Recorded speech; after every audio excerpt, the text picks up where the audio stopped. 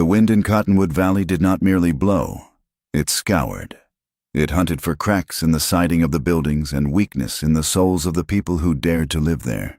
It carried the grit of 3 states, driving dust into the seams of clothing and the corners of eyes until the whole world felt like it was made of sandpaper. Clara Wren stepped down from the stagecoach into the teeth of that wind. Her boots hit the wooden platform of the depot with a hollow thud that seemed to echo her own emptiness. She was 23 years old, though the last month of travel had aged her spirit by a decade. She wore a traveling dress of dark blue serge that had once been respectable, but was now bruised with the dust of the road and mended at the hem where she had caught it on a crate in St. Louis. She stood alone. The driver threw her trunk down with a grunt, the heavy leather box landing with a thud that shook the boards. He did not offer to carry it to the shelter of the overhang. He simply climbed back up, shouted at his team, and the coach lurched away, leaving her in the silence of the high plains. The depot was little more than a shack with peeling paint, sitting on the edge of a town that looked like it was holding its breath against the sky. The sky was too big. That was Clara's first thought. It was a vast, pale dome of blue that offered no cover and no comfort. It made a person feel small. It made a person feel visible. The station agent, a man with a handlebar mustache and a vest tied across his stomach, stepped out of the office. He wiped his hands on a rag and squinted at her. "You are the Hale bride," he stated, not asking. "Jonah said the stage was due yesterday." Clara tightened her grip on her reticule. Inside was the letter, the contract, and the lie that was not quite a lie. "There was a delay at the river crossing," Clara said. Her voice was steady. She had practiced this steadiness for 1,000 miles. "The water was high." The man grunted. He looked at a clipboard hanging by the door. "Name on the manifest says Etta Wren. You do not look like an Etta." Clara felt the cold prickle of shame, familiar as an old shawl. "Etta is my cousin. She was unable to travel." The agent stopped wiping his hands. He looked her up and down, his eyes lingering on the plainness of her face, the sensible set of her jaw, the lack of ribbons or curls. Etta was golden. Etta was soft. Clara was the structure that held things up when the gold wore off. "So they sent you instead," the man said. It was a statement of fact, brutal and unadorned. "I am here to fulfill the contract," Clara said. "Is Mr. Hale here?" "He was here yesterday, sat on that bench for 4 hours. He's not a man who comes to town for nothing. He went back to the ranch, said he would check again today if the work allowed." Clara nodded. She dragged her trunk toward the wall of the station, out of the wind. "Then I will wait." The agent laughed, a dry sound like dry leaves skittering.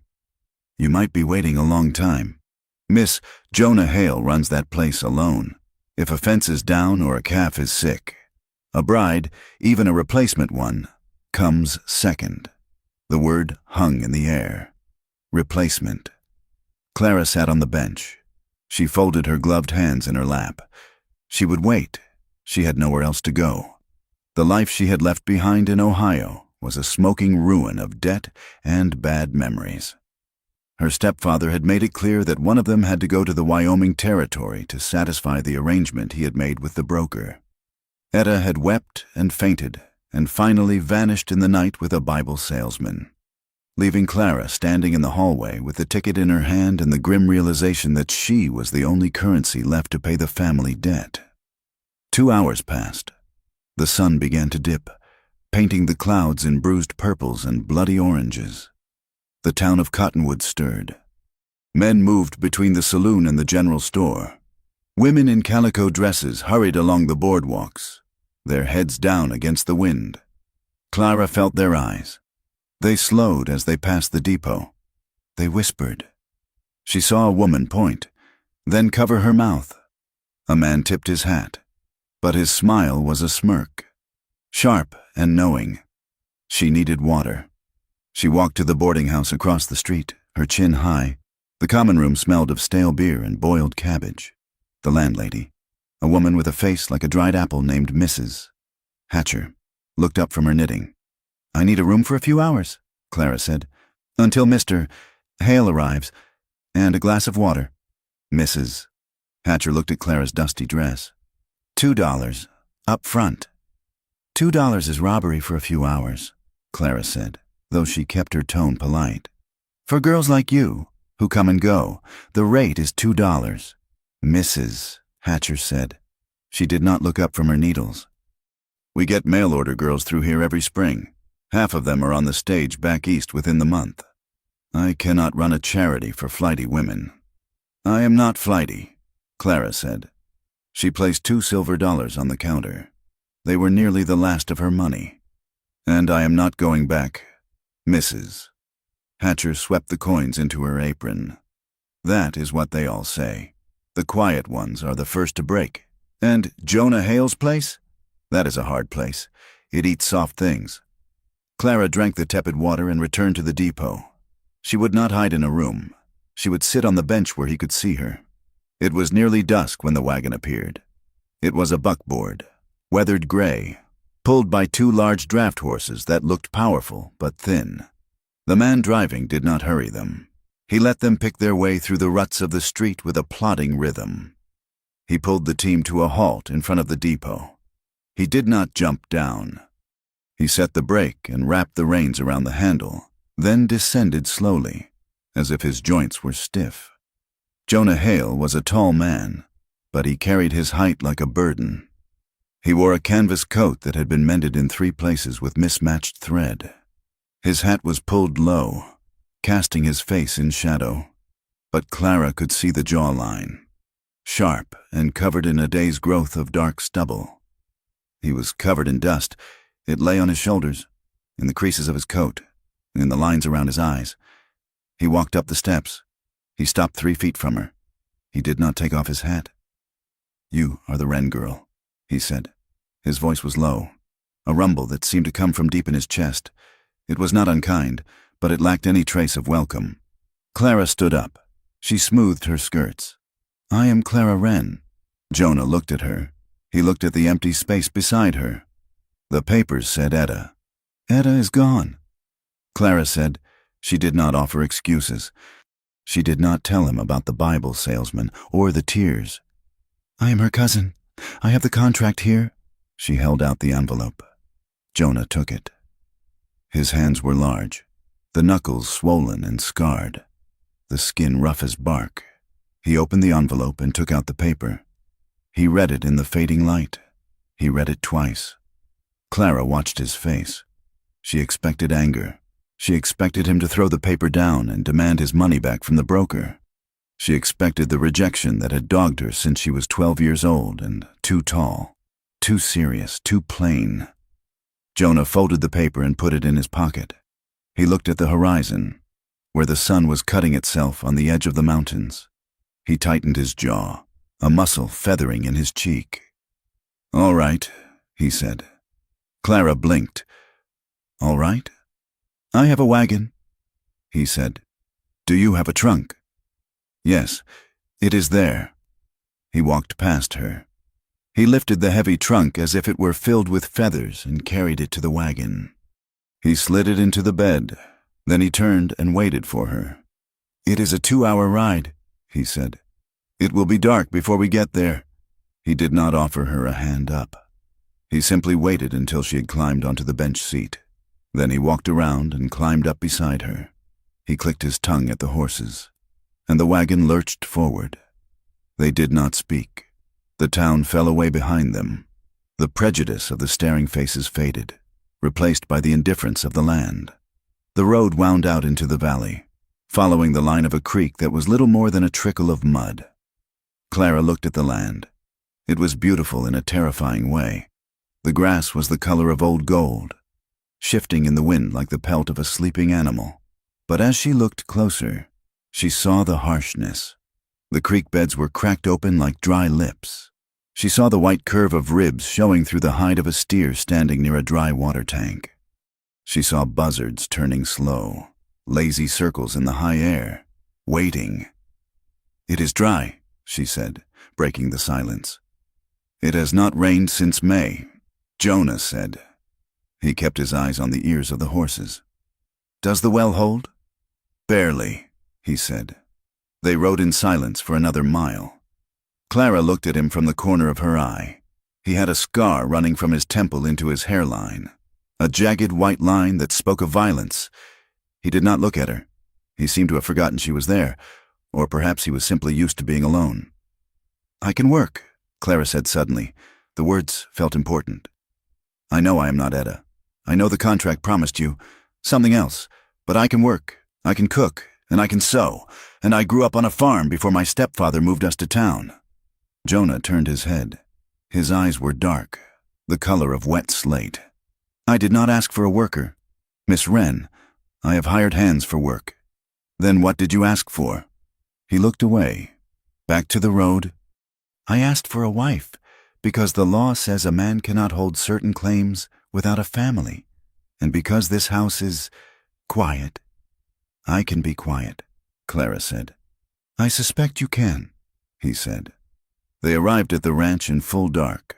The house was a shadow against the stars, a single-story structure of timber and stone.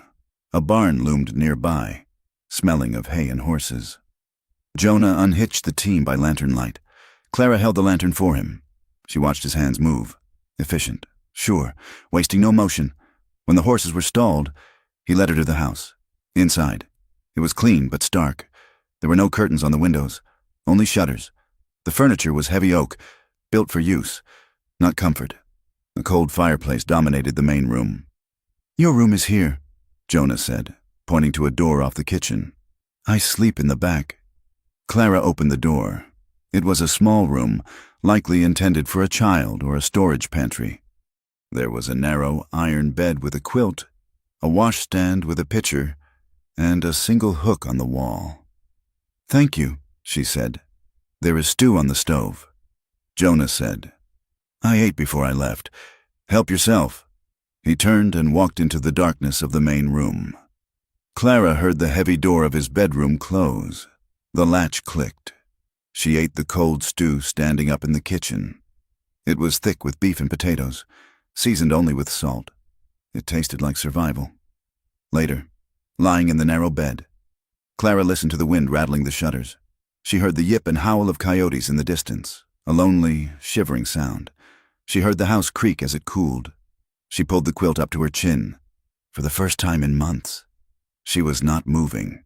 She was not running from a debt collector or a stepfather's anger. She was in a stranger's house, married by proxy to a man who had barely looked at her, in a land that looked ready to kill anything that wasn't strong enough. But as she listened to the coyotes, she realized something strange. The door was locked. The walls were thick. The man in the other room had carried her trunk and fed her horses before he fed himself. She was an intruder. Yes, but for the first time in years, she was safe. The next morning began before the sun. Clara woke to the sound of a rooster. She dressed quickly in her work dress, of faded gray cotton, and braided her hair tight against her head. She went to the kitchen. The fire was dead.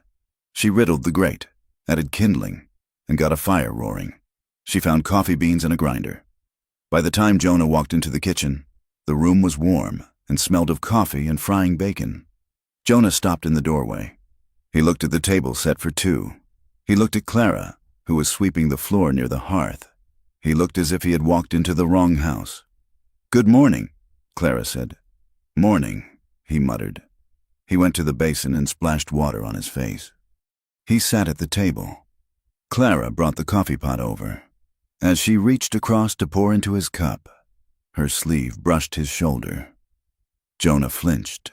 It was a sharp, violent jerk, his whole body recoiling as if she had burned him. Coffee sloshed onto the table. He stood up so fast his chair scraped loudly against the floorboards. Clara froze, the pot hovering in midair. "I am sorry. I did not mean to spill." Jonah was breathing hard. His eyes were wide, the pupils blown. He looked at her, then down at his shoulder, then back at her. The panic in his face smoothed out, replaced by a rigid mask of control. "It is fine," he said. His voice was tight. "I am not used to people being close. In the morning." "I will be more careful," Clara said softly. He did not sit back down. He drank the coffee standing up, quickly, scalding his throat. "I have to ride the south fence line. There is bread in the box." He grabbed his hat and went out the back door, leaving his bacon untouched. Clara stood in the silence. It wasn't just that he was reclusive. He was afraid, or he was haunted. The flinch had been instinct, pure and animal. She spent the morning working. She scrubbed the floors. She found a pile of torn tack in the corner of the mudroom and found a needle and heavy thread in her trunk. She sat on the porch and stitched leather, the sun warming her hands. Around noon, a rider approached. It was not Jonah. This man rode a chestnut mare with a coat that shone like polished copper, a stark contrast to Jonah's rough-coated animals. He wore a fine vest and a hat with a silver band. He pulled up to the porch and leaned on his saddle horn, smiling. It was a smile that didn't reach his eyes. "You must be the new acquisition," he said. Clara set the harness down. "I am Clara Hale." The name felt strange on her tongue. "Hale?" The man laughed. "Beck Crow. My father owns the rolling sea, bordering this patch of dust. We heard Jonah finally ordered himself a bride." "My husband is out on the line," Clara said.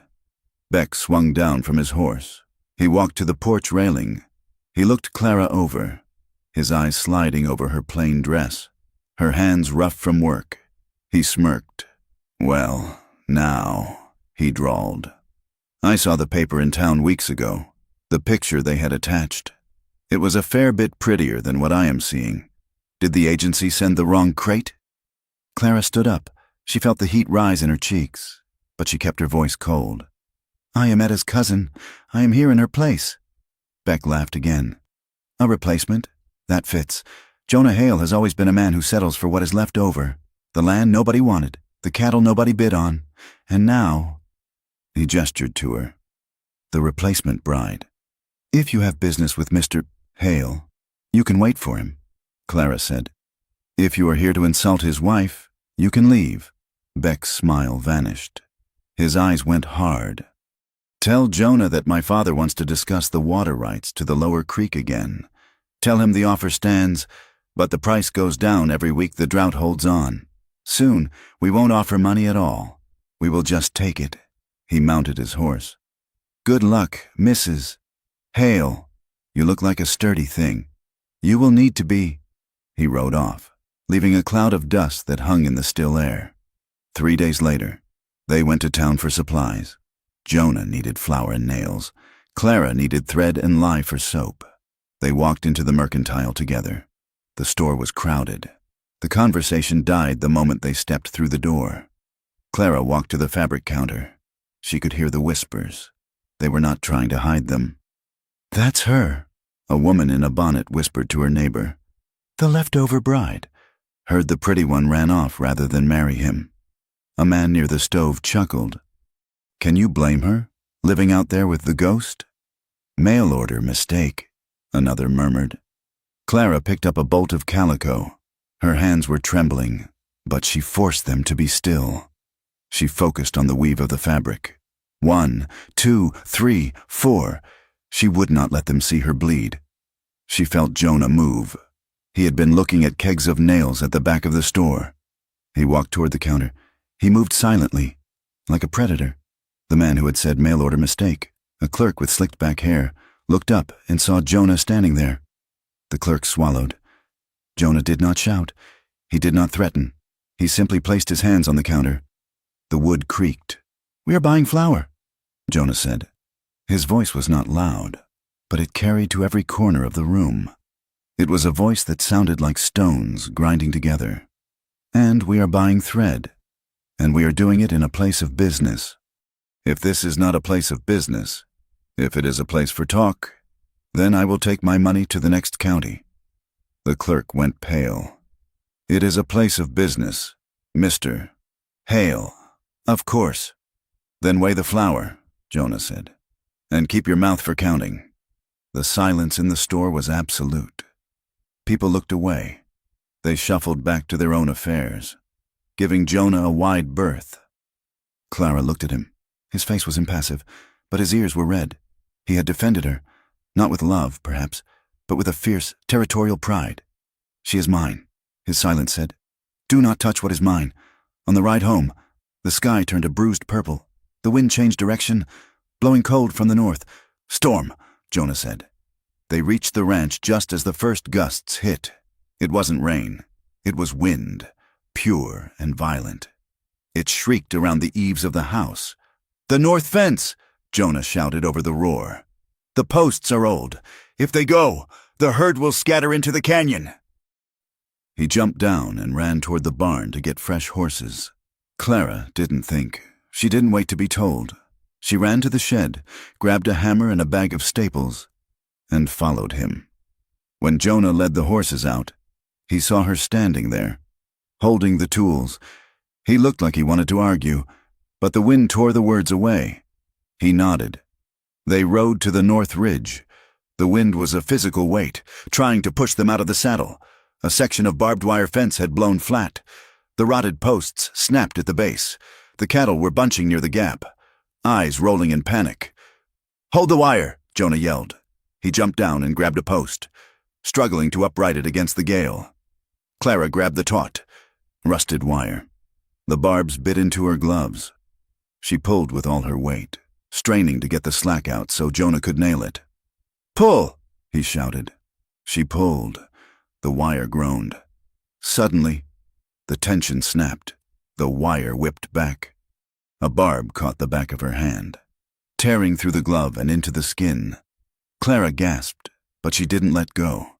She grabbed the wire again, blood slicking her palm, and hauled it tight. "Nail it!" she screamed into the wind. Jonah hammered the staples home.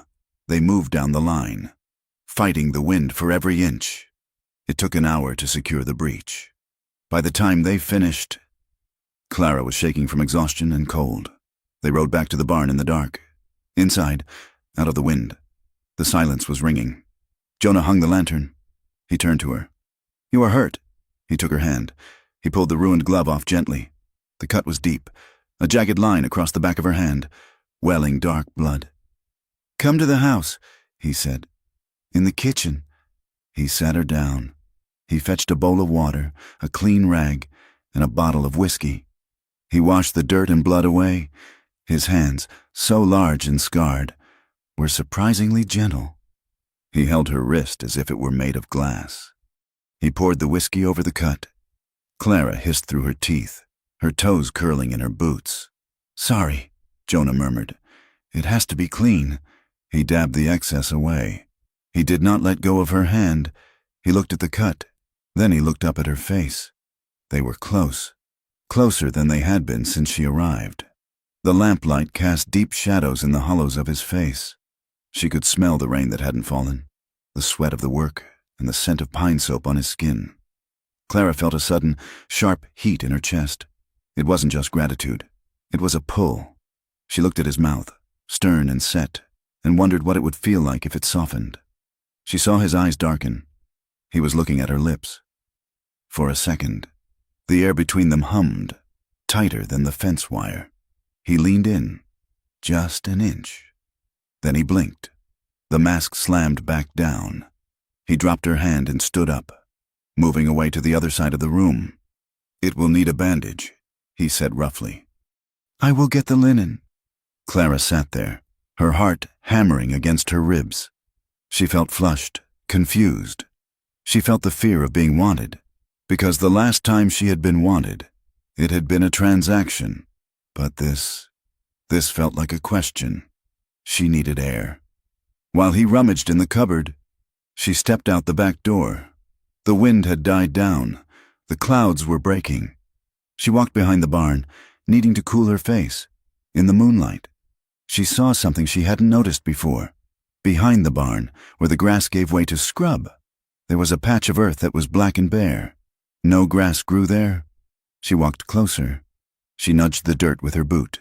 Beneath the top layer of dust, she found charred wood, old, black beams, half buried, remnants of a structure that had burned down to the ground. It was a house, a small one. It had stood here years ago. She looked at the blackened ruin, then back at the main house where Jonah lived alone in his spare rooms. He didn't just lose someone. She thought he lost everything. The fire explained the scars on his hands. It explained the flinch. It explained the silence that wasn't just quiet, but an absence. She went back inside. Jonah was waiting with the bandage. He wrapped her hand efficiently, not meeting her eyes. "Jonah," she said. He tied the knot. "Yes. I saw the burnt ground, behind the barn." Jonah's hand stilled. He stood up slowly. He looked at her, and for a moment, he looked incredibly tired. The hardness drained out of him, leaving only the exhaustion. "I did not ask to buy a wife. Clara," he said. His voice was flat, honest. "The broker, he said it was a way to settle the claim. A business arrangement. I did not ask for a woman to come here and bleed for my fence." "I chose to help," Clara said. "You should not have had to," he said. "This is a hard place, and I am not a whole man. I have little to give you." He walked to the window and looked out at the dark. "But I will not send you back," he said. "I heard what they said in town. I saw how Mrs. Hatcher looked at you. If you go back, you have nothing. If you stay," he turned to face her. "If you stay, you have a roof. You have food. I will not mistreat you. I will not ask you for things you do not wish to give. It is not much of a life, but it is a safe one." Clara looked at him. She touched the bandage on her hand. She thought of the replacement insults. She thought of the charred ground. She thought of the way he had stood between her and the clerk's cruelty. It was a marriage of convenience. It was a cage, perhaps. But as she looked at Jonah Hale, standing in the shadows of his own kitchen, terrified of his own needs, she realized it could be something else. It could be a shelter. For both of them. "I am staying," Clara said. Jonah nodded. "Once. Then get some sleep. We have fence to finish tomorrow." He blew out the lamp, leaving them in the darkness, together. The weeks that followed Clara's arrival did not pass so much as they ground forward, day by heavy day, like a wagon wheel cutting a rut into hardpan. The ranch was not a place of romance. It was a machine made of muscle and wood and iron, designed to turn grass into beef and sweat into survival, and it demanded everything from the people who lived on it. Clara had thought she knew work. In Ohio, she had scrubbed floors and mended shirts until her eyes burned. But the work of Cottonwood Valley was different. It was elemental. It was a proving ground where the judge was not a stepfather with a harsh voice, but the land itself. She learned the morning routine first. It began in the dark, at 4 o'clock, when the air was still cold enough to bite through wool. She took over the milking of the 2 Jersey cows Jonah kept for the house. The first time she tried, the older cow, a ornery beast named Bess, kicked the bucket halfway across the barn. Jonah had been watching from the stall where he was saddling his horse. He did not laugh. He did not step in to do it for her. He simply watched to see if she would pick up the bucket. Clara picked up the bucket. She dusted it off, walked back to the cow, and spoke low and firm, pressing her forehead against the animal's warm flank. She milked until her forearms ached and the pail was frothing. When she stood up, Jonah gave a single, sharp nod and led his horse out into the gray dawn. That nod felt like a metal pinned to her chest. She learned to stitch torn tack, driving the heavy needle through stiff leather until her fingers were calloused and stained with oil. She learned to ride, not the gentle trotting she had done once or twice as a girl, but the functional, balanced riding required to move across uneven ground without tiring the horse. She learned the geography of Jonah's silence.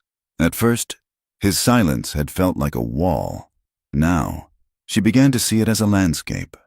There was the silence of concentration when he was splicing a rope. There was the silence of exhaustion when he came in after dark, dust coating his eyelashes. And there was the silence of peace, rare and fragile, when he sat on the porch for 10 minutes after supper, watching the stars wheel overhead.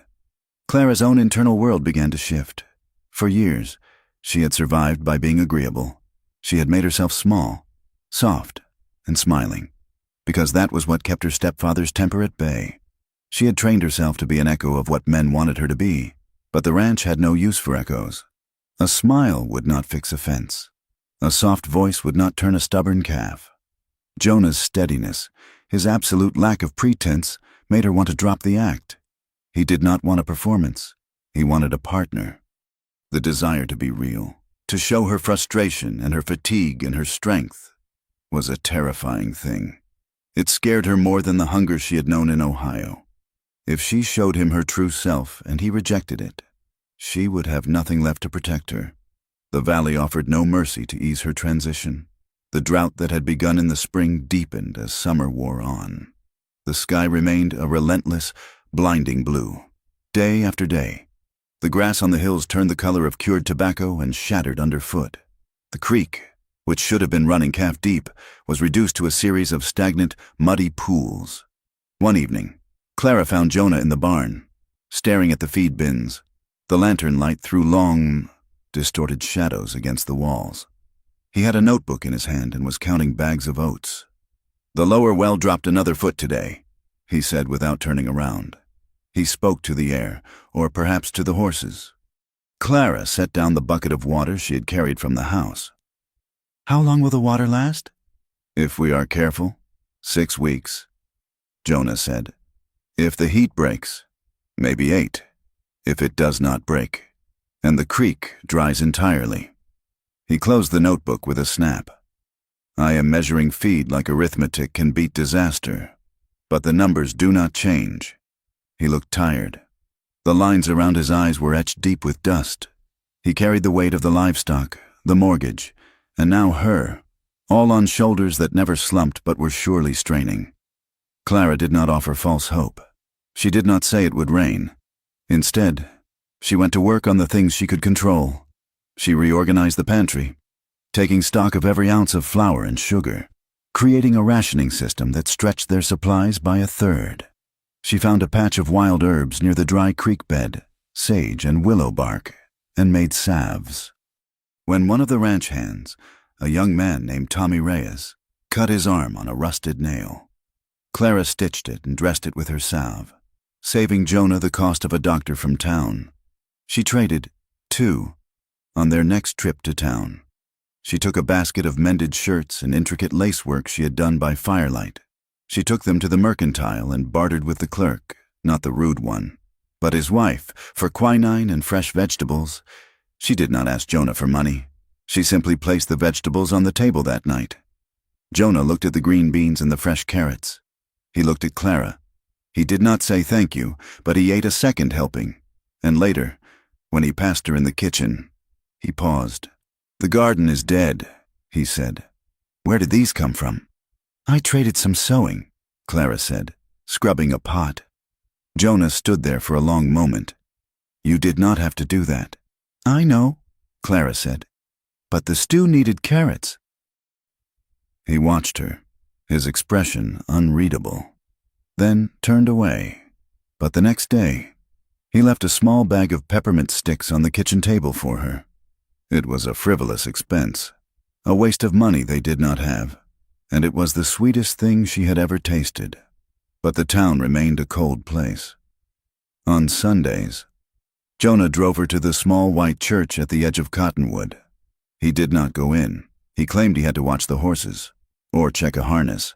But Clara knew he simply could not abide the stairs. She went in alone.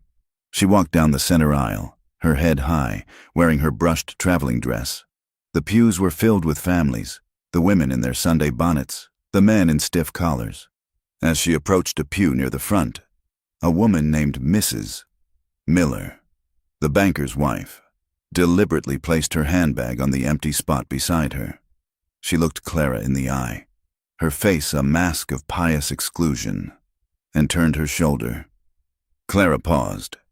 The hymn had not yet started. The silence in the church was heavy. She moved to the next pew. 2 young women giggled behind their hymn books and spread their skirts wide to take up the space. Clara walked to the very back of the church. She sat on a wooden bench near the door, where the draft came in. She opened her Bible and stared at the words until they blurred. She could feel the judgment radiating from the backs of their heads. Replacement. Leftover. Bought woman. After the service, she hurried out, desperate to reach the safety of the wagon. A man was leaning against the hitching post near Jonah's team. It was a ranch hand from the Rolling Sea, one of Silas Crow's men. He was chewing on a toothpick. "Morning, Mrs. Hale," he drawled as she approached. He looked her up and down, his gaze lingering on her chest. "Must be lonely out there in the rocks. If you ever get tired of the quiet, there are plenty of boys at the bunkhouse who would appreciate a woman with experience." The implication was clear. A woman who could be bought for a contract was a woman who could be bought for anything. Clara felt tears prick her eyes, hot and stinging. She wanted to scream. She wanted to run. Instead, she smiled. It was a thin, brittle thing, like ice over deep water. "My husband is waiting," she said. She climbed into the wagon before the first tear could fall. Jonah was already there, checking the reins. He looked at her face. He saw the tightness of her mouth, the sheen of moisture in her eyes. He looked at the man by the hitching post. Jonah's hands tightened on the leather until his knuckles turned white. He did not say a word. He simply clicked to the horses and drove them out of town at a pace that dared anyone to follow. His silence was not empty. It was a shield. He did not ask what happened. He spared her the shame of repeating it. But that evening, he chopped wood for 2 hours after dark, the rhythmic thwack of the axe echoing like a heartbeat against the hills. Despite the harshness of the world outside, the ranch was becoming a sanctuary. And in that sanctuary, something was shifting between them. It was not a sudden conflagration of passion. It was slower than that, deeper, like the roots of the cottonwood trees seeking water in the dark earth. Jonah's restraint became a language Clara began to understand. He was a man of immense physical strength, capable of wrestling a steer to the ground, yet he moved around her with careful precision. He never touched her without warning. He never cornered her in the small kitchen. He never demanded the wifely duties that the contract and the law entitled him to.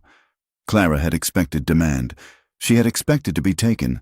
Jonah's refusal to take, his absolute insistence on her autonomy, made her feel something she hadn't expected. She began to want him. It was a desire that grew in the quiet moments, a feeling of being chosen rather than possessed. One afternoon, a mule named Jasper decided he would go no further. He stopped dead in the middle of the yard, refusing to pull the cart of firewood. Jonah pulled on the lead rope. He shouted. He slapped the mule's flank with his hat. Jasper planted his hooves and laid his ears back, the very picture of obstinance. Clara was watching from the porch. She saw Jonah's frustration, the way he wiped sweat from his forehead with a groan. She walked down the steps. "He does not like the hat," she said. Jonah looked at her. "He is a mule. He does not have fashion opinions. He thinks you are angry," Clara said. She walked up to the mule. She reached into her pocket and pulled out a dried apple slice she had saved. She held it out. "Jasper!" The mule's ears twitched. He stretched his neck out. He took the apple with a velvety-lipped crunch. Clara stroked his nose and whispered something in his ear. Then she took the lead rope from Jonah's astonished hand and clicked her tongue. Jasper walked forward as if he had been planning to all along. Clara looked back at Jonah. He was standing there, his hat in his hand, dust on his face, and he was smiling. It was a rusty, unused expression, one side of his mouth quirking up, crinkling the scar on his temple. Then he laughed. It was a short, sharp sound, like a bark, but it was real. "I've been fighting that animal for 3 years, Jonah said, shaking his head. "And you bought him for a slice of apple? Men are stubborn," Clara said, smiling back. "Mules just want a snack."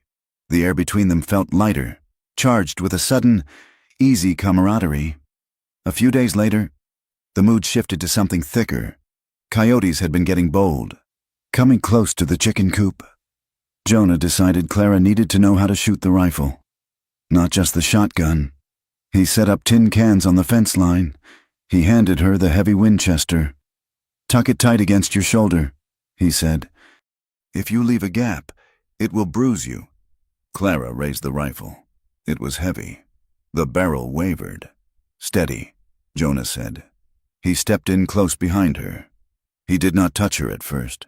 He just stood there, his chest inches from her back. She could feel the heat radiating from him. She could smell the tobacco and leather and the clean, masculine scent of him. Her breath hitched in her throat. Her heart began to beat a frantic rhythm against her ribs. "Elbow up," he murmured. His voice was right at her ear, a low rumble that vibrated in her spine. He reached around her to adjust her grip. His arm brushed hers. His hand covered hers on the stock, large and rough and warm. For a second, he didn't move away. He held her there, encompassed by his body, shielding her and guiding her all at once. The world narrowed down to the point where his skin touched hers. Clara leaned back, just a fraction of an inch. She wanted to lean all the way. She wanted to rest against him. Jonah froze. He seemed to realize how close they were, how the air had suddenly turned to syrup. He stepped back abruptly, clearing his throat. "Keep your eye on the sight," he said, his voice rougher than before. "Squeeze. Do not pull."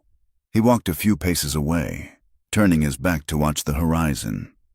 He was protecting her, she realized, protecting her from his own want, and the knowledge of that want made her aim waver more than the weight of the gun ever could. The stakes of their struggle were raised the following week. It began with a visit from Sheriff Laird. Laird was a man who wore his badge like a threat rather than a promise. He was heavy-set, with eyes that looked like wet pebbles and a smile that showed too many gums. He rode onto the ranch with 2 deputies, ostensibly to check livestock brands and licenses. Clara was on the porch, churning butter. Jonah came out of the barn, wiping his hands on a rag. "Sheriff," Jonah said. He did not invite the man down. "Jonah," Laird said, shifting in his saddle. "Just making the rounds, seeing how the drought is treating the small operations?" "We are managing," Jonah said. Laird's eyes drifted to the porch. He looked at Clara. His gaze was slow and oily, sliding over her figure in a way that made her feel like she needed to wash. "So you got your replacement settled in?" Laird said. "Heard about that. A convenient arrangement." "Is there business, Laird?" Jonah asked. His voice was ice cold. "Just friendly advice," Laird said. Turning back to Jonah, "Silas Crow has been looking at the old county maps. Seems there is some confusion about the water rights on this creek, some papers that might not have been filed correctly back in '65. My father filed those papers," Jonah said. "The rights are clear." "Paper fades," Laird said with a shrug. "And fire takes things. Crow is a reasonable man. If it turns out you are drawing water illegally, he might be willing to buy you out. Before the law has to get involved." "The water is mine," Jonah said. "And the land is mine. Tell Crow to check his maps again." Laird chuckled. "I will tell him. But you know how it is. Jonah, things get lost. People get lost. Like that first bride of yours. Shame about her. Would be a shame if this one found the valley too hard." He tipped his hat to Clara, a gesture of mockery, and rode off. Jonah stood watching them go until they were specks on the road. He did not speak, but Clara saw the tremor in his hands before he clenched them into fists. That afternoon, shaken by the sheriff's visit and his mention of Etta, Clara went to her trunk. She needed to feel the connection to her old life, to remind herself of who she was. She began to unpack the bottom layer, lifting out the heavy winter woolens she hadn't needed yet. Her fingers brushed against the lining at the bottom of the trunk. It felt loose. She pressed down and heard the crinkle of paper. Her heart skipped a beat. She felt along the seam until she found a small tear in the fabric. She worked her fingers inside and pulled out a folded piece of paper. It was a letter. The handwriting was frantic, the ink smeared in places as if by haste or tears. It was from Etta. Clara sat on the floor and unfolded it. "Clara, if you are reading this, I am gone. I could not stay. Father thinks I am running from a loveless marriage, and he is right. But it is more than that. I heard them talking, Mr. Crow and the man from the bank. The marriage contract. It isn't just about a wife. There is a clause about the land transfer if the line fails. They want Jonah Hale to marry so they can leverage him. They have something on him. Clara, or they plan to create something. I saw the way Crow looked at me when I arrived. He looked at me like I was a key to a door he wanted to kick down. I am not brave like you. I cannot be the key. I am running. Do not come here. The valley is a trap. Clara lowered the letter. Her hands were shaking. Etta hadn't just run off with a Bible salesman for love. She had run because she was terrified, and the family had sent Clara into the trap in her place. That night, the weather broke, but not with the gentle rain they prayed for. It came with violence. Thunder rolled down from the mountains like artillery fire. Lightning split the sky, turning the night into a strobe-lit nightmare of white and black. The wind howled, slamming against the house. "The horses!" Jonah shouted, grabbing his coat. "The corral gate is loose!" Clara grabbed her shawl and followed him. Outside, the world was chaos. Rain lashed down in sheets, turning the dust instantly into slick, treacherous mud. The horses were screaming, rearing in the corral, their eyes rolling white in the lightning flashes. The gate was swinging wildly in the wind. Jonah ran for the lead horse, trying to calm him. Clara ran for the gate. She struggled to push it closed against the wind. Her boots slipped in the muck. She went down hard, landing on her hip in the mud. A crack of thunder shook the ground. The horses bolted toward the opening. "Clara!" Jonah screamed. He abandoned the horse he was holding. He threw himself across the mud, moving faster than she had ever seen a man move. He reached her just as the hooves were bearing down. He grabbed her waist and rolled, pulling her tight against his chest, shielding her body with his own. They slammed into the fence post. Jonah took the impact with a grunt. The horses thundered past them, escaping into the night. But Clara was safe. She was pressed against him, her cheek against his wet coat, his heart hammering like a trapped bird against her ear. His arm was a band of iron around her waist. His legs were tangled with hers. The rain poured down on them. Jonah looked down. A flash of lightning illuminated his face, wet, wild, and terrified. Not for himself, but for her. "Are you hurt?" he yelled over the storm. "No," she gasped. "Jonah, the horses. Damn the horses," he said. "Are you hurt?" "I am fine." He didn't let go. For a long moment, they lay there in the mud and the rain, bound together by adrenaline and the sheer shock of survival. His hand moved from her waist to her face, his thumb brushing the mud from her cheek. His touch was burning hot against the cold rain. He stared at her, his eyes searching hers. In that look, the last of the distance between them evaporated. He wasn't the employer. She wasn't the replacement. They were a man and a woman who had almost lost each other. Then, the mask returned. He pulled back, his expression closing off. He helped her up, his hands careful and distant again. "Go inside," he said. "Get dry. I will round them up when the lightning passes." Later dried off and wrapped in a quilt by the fire. Jonah finally spoke of the past. He sat on the hearth, staring at the flames. He held a mug of coffee with shaking hands. "The fire," he said quietly. "It was 10 years ago. My brother and his wife." Clara sat very still. "Is that who lived in the house behind the barn?" Jonah nodded. "I lived in the bunkhouse then. It was a lightning strike. In the middle of the night, the roof collapsed before I could get to them. I pulled them out, but it was too late." He looked at his hands, the scars showing white in the firelight. "After that, I made a promise," he said. "I promised I would never need anyone again. I promised I would never let anyone else decide my life. I would hold this land, and I would do it alone, because when you love people, you cannot always save them, and the pain of not saving them is worse than the fire." He looked at Clara. "That is why I fought the contract. That is why I did not want you here, because now that you are here, I have something to lose again." Clara felt her heart crack open. It wasn't rejection. It was the opposite. He was terrified of loving her because he was terrified of the loss that love implied. She thought of her own training. Her mother had taught her that men's desire was a danger, a consuming fire that took and took. Her stepfather had taught her that her value lay in her obedience. But this fear in Jonah's eyes? It wasn't danger. It was an invitation. It was a plea to be known, to be held, to be anchored. Jonah set the mug down. "I should check the horses." He stood up to leave. He was running away again, retreating into the safety of the storm, because the intimacy of the fireside was too much.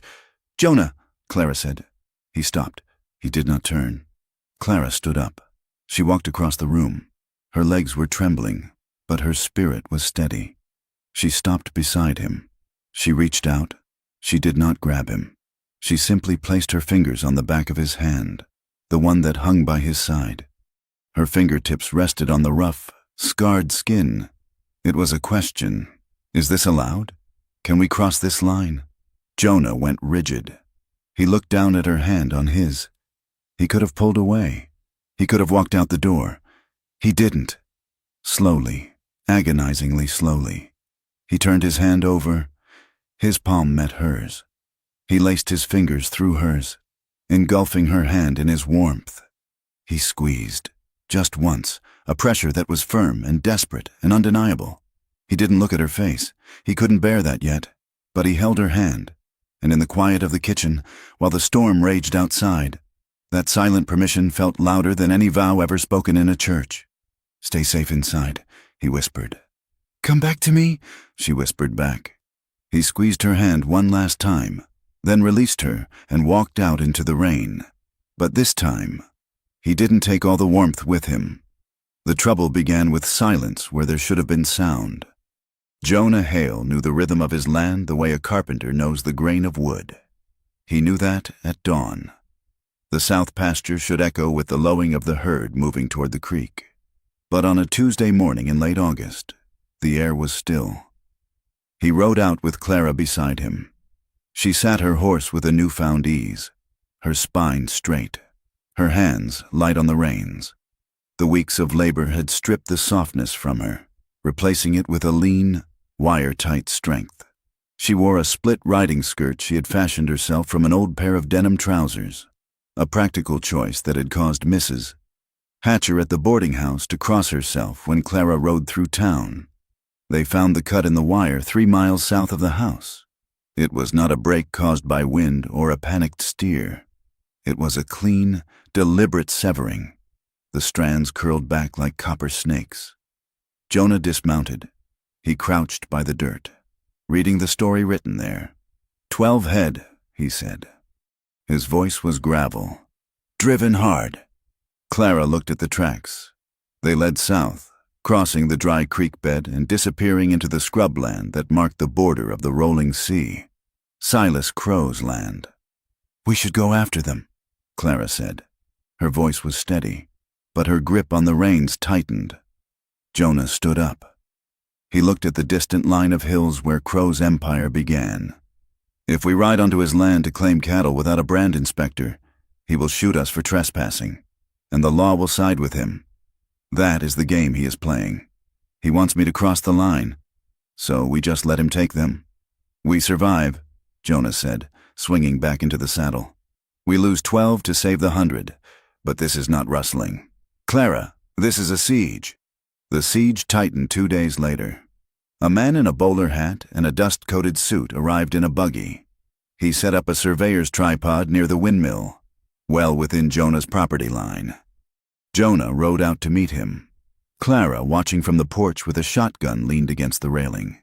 She saw Jonah speak to the man. She saw the man shrug and point to a map. She saw Jonah's hand drift toward the rifle scabbard on his saddle, then stop. He was a man fighting a war against his own instincts, holding back the violence that had once defined his life. When he returned to the house, his face was a mask of gray stone. "He says the original survey from 1870 was flawed," Jonah said, stripping the saddle off his horse with angry, jerky movements. "He says the water rights follow the old creek bed, which moved 10 years ago. He is marking a new line. It cuts us off from the only water that's still running." "That is a lie," Clara said. "The deed is in the strong box. A deed is just paper if the county clerk decides to lose the copy." Jonah said, "I have to go to the county seat. I have to file a contest before they register the new survey." "I will go with you," Clara said. "No." Jonah turned to her. "It is a 2-day ride. I cannot leave the ranch empty. If Crow sees us both leave, the house will be ashes when we return. You have Tommy Reyes and the dogs. Keep the shotgun loaded. Do not go to town." He left before dawn the next day. The house felt vast and hollow without him. Clara worked with a frantic energy, scrubbing, mending, canning the last of the stringy beans from the dying garden. But by the second day, the coffee tin was empty, and they were out of salt for the curing. She had to go to town. "I will be quick," she told Tommy Reyes, who was greasing the wagon axle. "I will be back before sunset." Cottonwood was sweltering. The heat waves shimmied off the roofs. Clara kept her head down as she walked to the mercantile. She bought the coffee and the salt. She counted her coins carefully. She had $3 left from the money Jonah had left in the jar. As she stepped out onto the boardwalk, a shadow fell over her. Sheriff Laird leaned against a support post, blocking her path. He was whittling a piece of cedar with a long-bladed knife.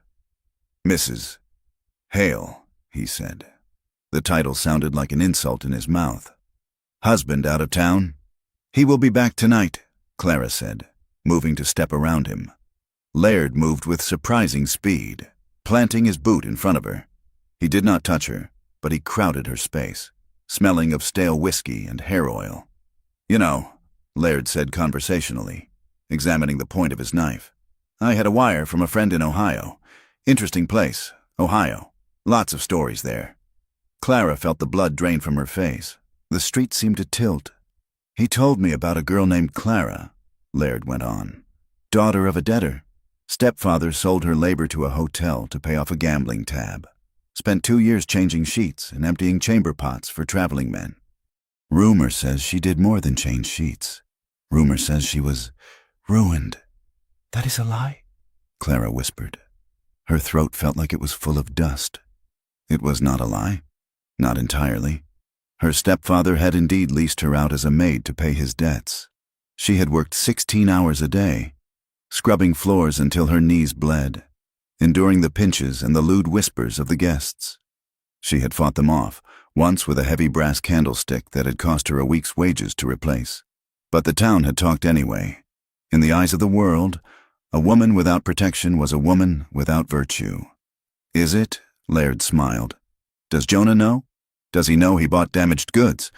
Or did you trick him, just like your cousin tried to trick Crow?"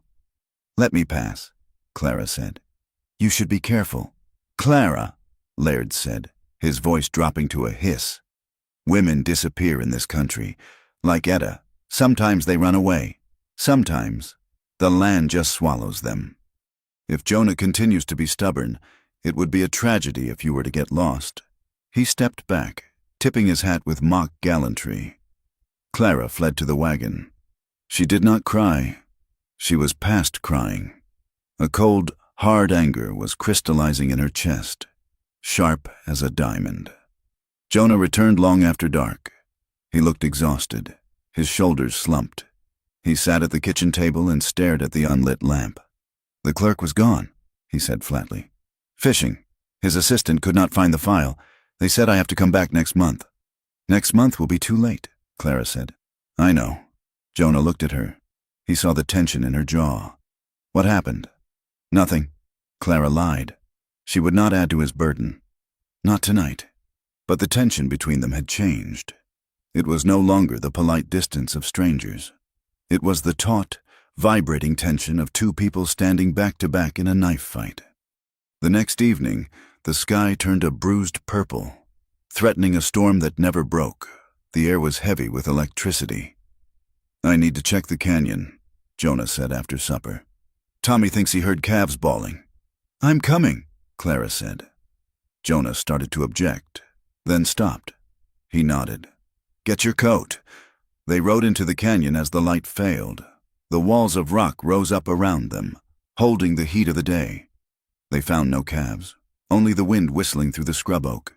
As they turned back, a rattlesnake, seeking the warmth of the path, struck at Jonah's horse. The gelding reared, screaming. Jonah fought for control, the heavy animal twisting in the air. Clara didn't think. She drove her mare forward, cutting between the snake and the rearing horse. She pulled her revolver, the heavy Colt Jonah had taught her to use, and fired into the dirt. The snake coiled and slithered into the rocks. "Steady!" Jonah shouted, bringing his horse down. He reached out and grabbed Clara's bridle to keep her mare from bolting. They sat there for a moment, chests heaving, the smell of gunpowder and horse sweat sharp in the air. The adrenaline was a drumbeat in Clara's ears. "You could have been thrown," Jonah said. His voice was rough. "I wasn't," Clara said. They rode back in silence, but the air between them was crackling. When they reached the barn, they unsaddled the horses without speaking. The intimacy of the work, the brush against a flank, the lifting of a heavy saddle, the shared darkness was overwhelming. Jonah hung his bridle on the peg. He stood there, his back to her, breathing hard. Clara watched him. She thought of Laird's words, damaged goods. She thought of the way Jonah had defended her in the store. She thought of the fire that had taken his family and the fear that ruled him. She was tired of being afraid. She was tired of being a transaction. "Jonah," she said. He turned.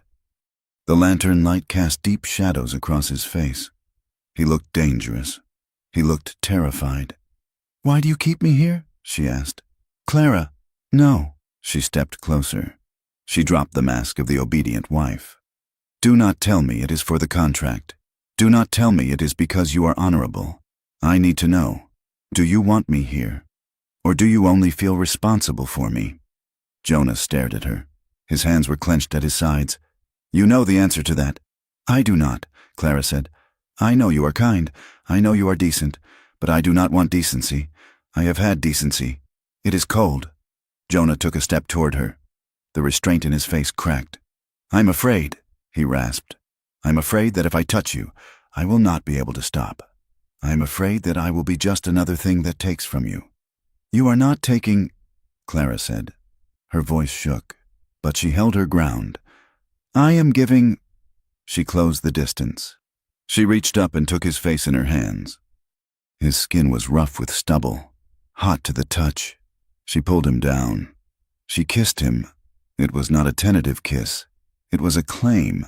It was an answer to the emptiness of the sky and the cruelty of the town. Jonah went still for a heartbeat. Then a groan tore out of his chest. He wrapped his arms around her, crushing her against him. He kissed her back with a hunger that stole the breath from her lungs. It was a desperate, starving thing, tasting of salt and dust and months of silence. He pulled back, his forehead resting against hers. His eyes were dark, burning. "Clara," he whispered, "are you sure? Once we cross this—" "I am sure," she said. "I am not Etta. I am not a replacement. I am here." He swept her up into his arms. He carried her not to the house, but to the small tack room at the back of the barn, where a cot was set up for calving nights. It was a rough place, smelling of leather and hay, but it was theirs. He set her down. He did not rush. He did not tear at her clothes. He unbuttoned her dress with trembling hands, treating every inch of skin he revealed as if it were holy ground. Clara had been taught that this act was a duty, a price women paid for shelter. But with Jonah, it was a conversation. It was the way he paused when her breath hitched, waiting for her eyes to meet his. It was the way his heavy, scarred hands traced the line of her ribs with a reverence that made her want to weep. "Clara," he said her name into the darkness, over and over, as if he were memorizing it. When they finally came together, it was not polished. It was frantic and clumsy and deeply, painfully real. It was the desperate connection of two people who had been alone for a lifetime, and in the heat of it, Clara realized that the desire coursing through her was not something that had been done to her. It belonged to her. It was her own fire, and Jonah was not trying to put it out. He was warming himself by it. He grounded her. When the old shame rose up, the memories of the hotel and the whispers, he anchored her with his weight and his gaze. He did not claim her. He let her claim him. They fell asleep, tangled together under a horse blanket, the storm outside finally breaking into a gentle rain. The morning light was cruel. It cut through the cracks in the barn wood, illuminating the dust motes and the reality of the day. Clara woke to find Jonah sitting on the edge of the cot, pulling on his boots. His back was to her. The line of his shoulders was rigid. She felt a sudden rush of cold. She pulled the blanket up. "Jonah?" He turned. He looked younger in the morning light, his hair messy. The lines of worry smoothed for a moment, but then the shame flooded into his eyes. Not shame for the act, but shame for his own weakness. He had broken his rule. He had needed— "I should not have— Here, in the barn," he stammered. He stood up, putting distance between them. "It was disrespectful. You deserve a proper bed, a proper life." "I do not care about the bed," Clara said. "I do," he said. He grabbed his coat. "I have to check the horses." He fled. It was a retreat, swift and absolute. Clara dressed alone. Her hands were shaking. She felt exposed, her skin raw. Had she misread him?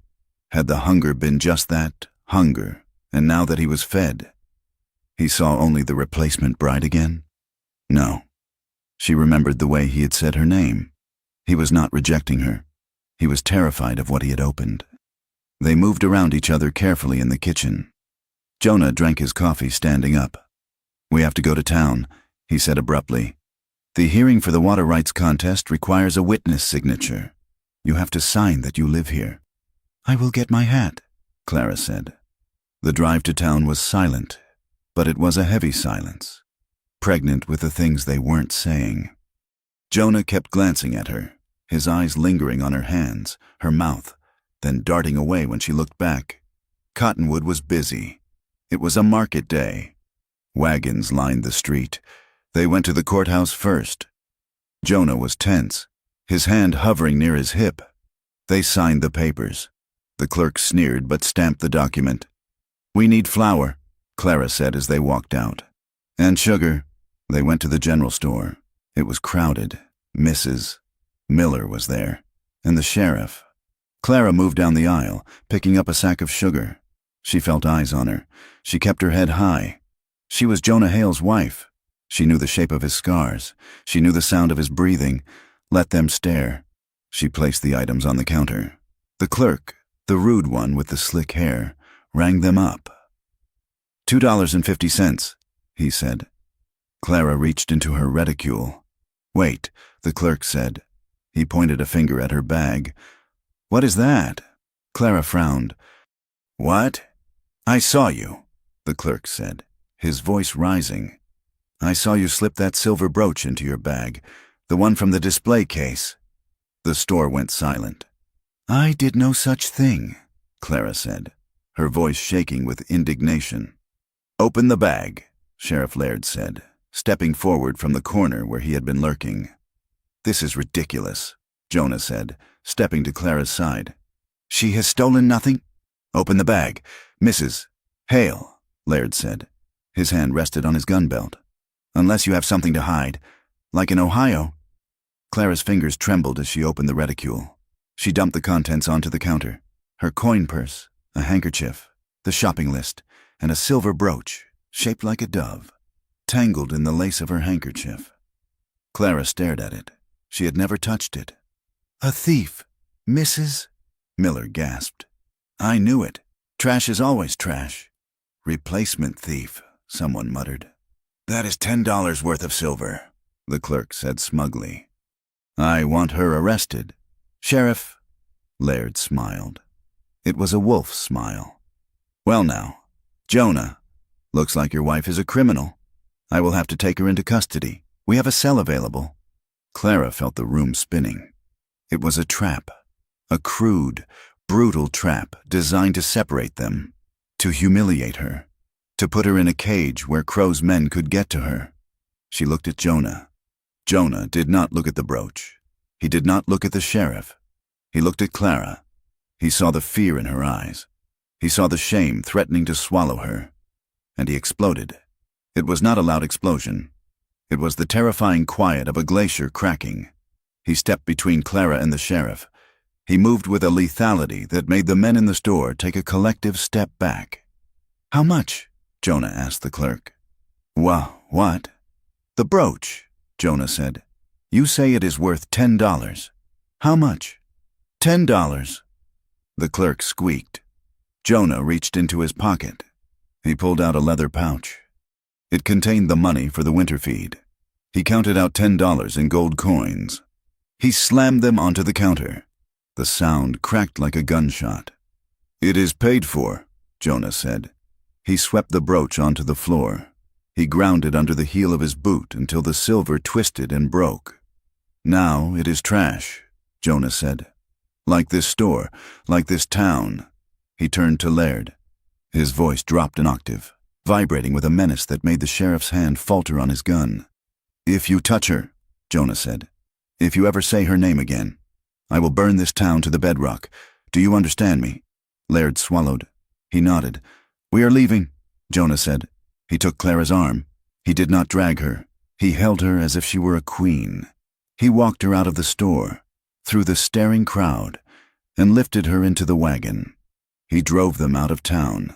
He did not stop until they were 5 miles out, under the shelter of the cottonwoods by the river. He pulled the horses up. He set the brake. Clara was shaking. The adrenaline was crashing, leaving her cold and nauseous. She covered her face with her hands.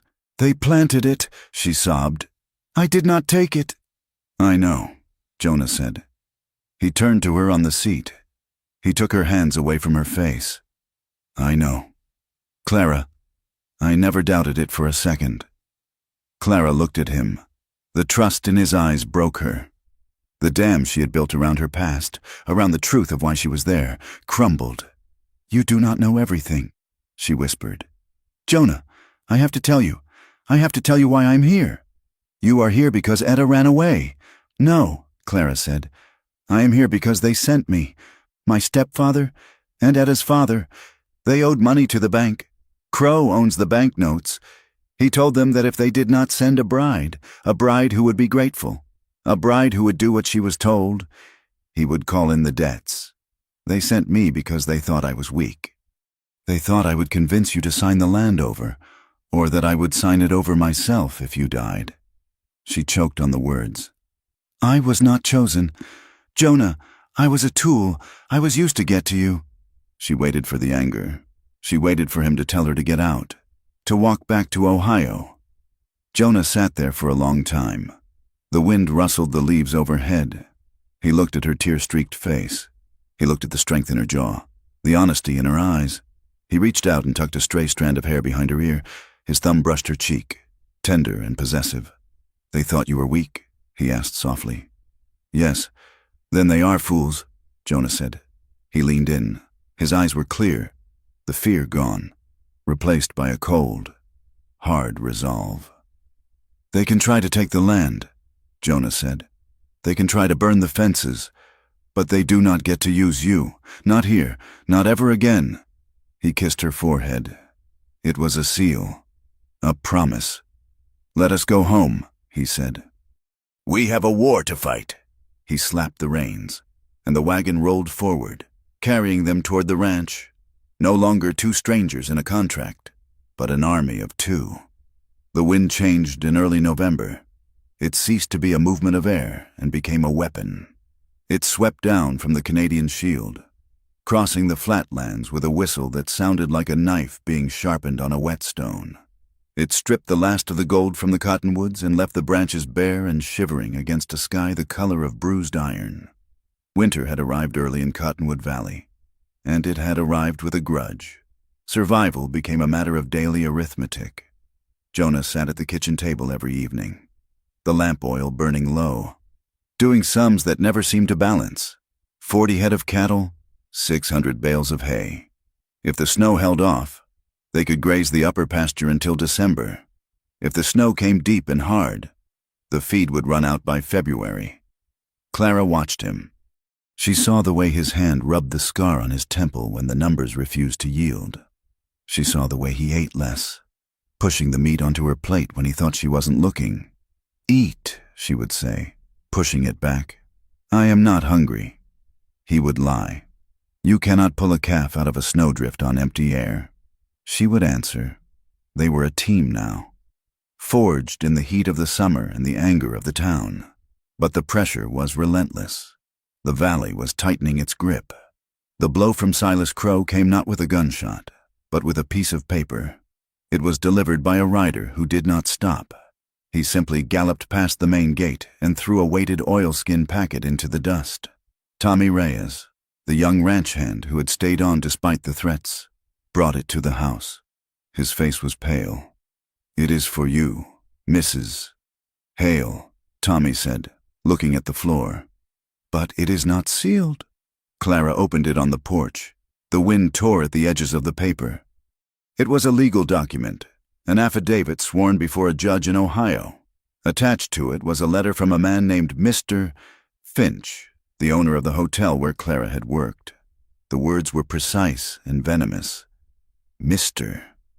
Finch claimed that Clara Wren was a woman of loose morals and light fingers, that she had been dismissed for soliciting guests, and that she had fled the state to avoid charges of theft and indecency. It was a fabrication, a twisted version of the truth where her victimization was painted as her sin. But at the bottom, in bold type, was a note from Silas Crow's lawyer. "These documents will be entered into evidence at the water rights hearing to establish the character of the household. A woman of such standing cannot be trusted to hold title or give testimony." Clara felt the porch railings bite into her back. They were not just attacking the land anymore. They were dismantling her soul. They were going to stand up in a courtroom and tell the world she was a whore, and the town, already primed by prejudice, would nod and say they knew it all along.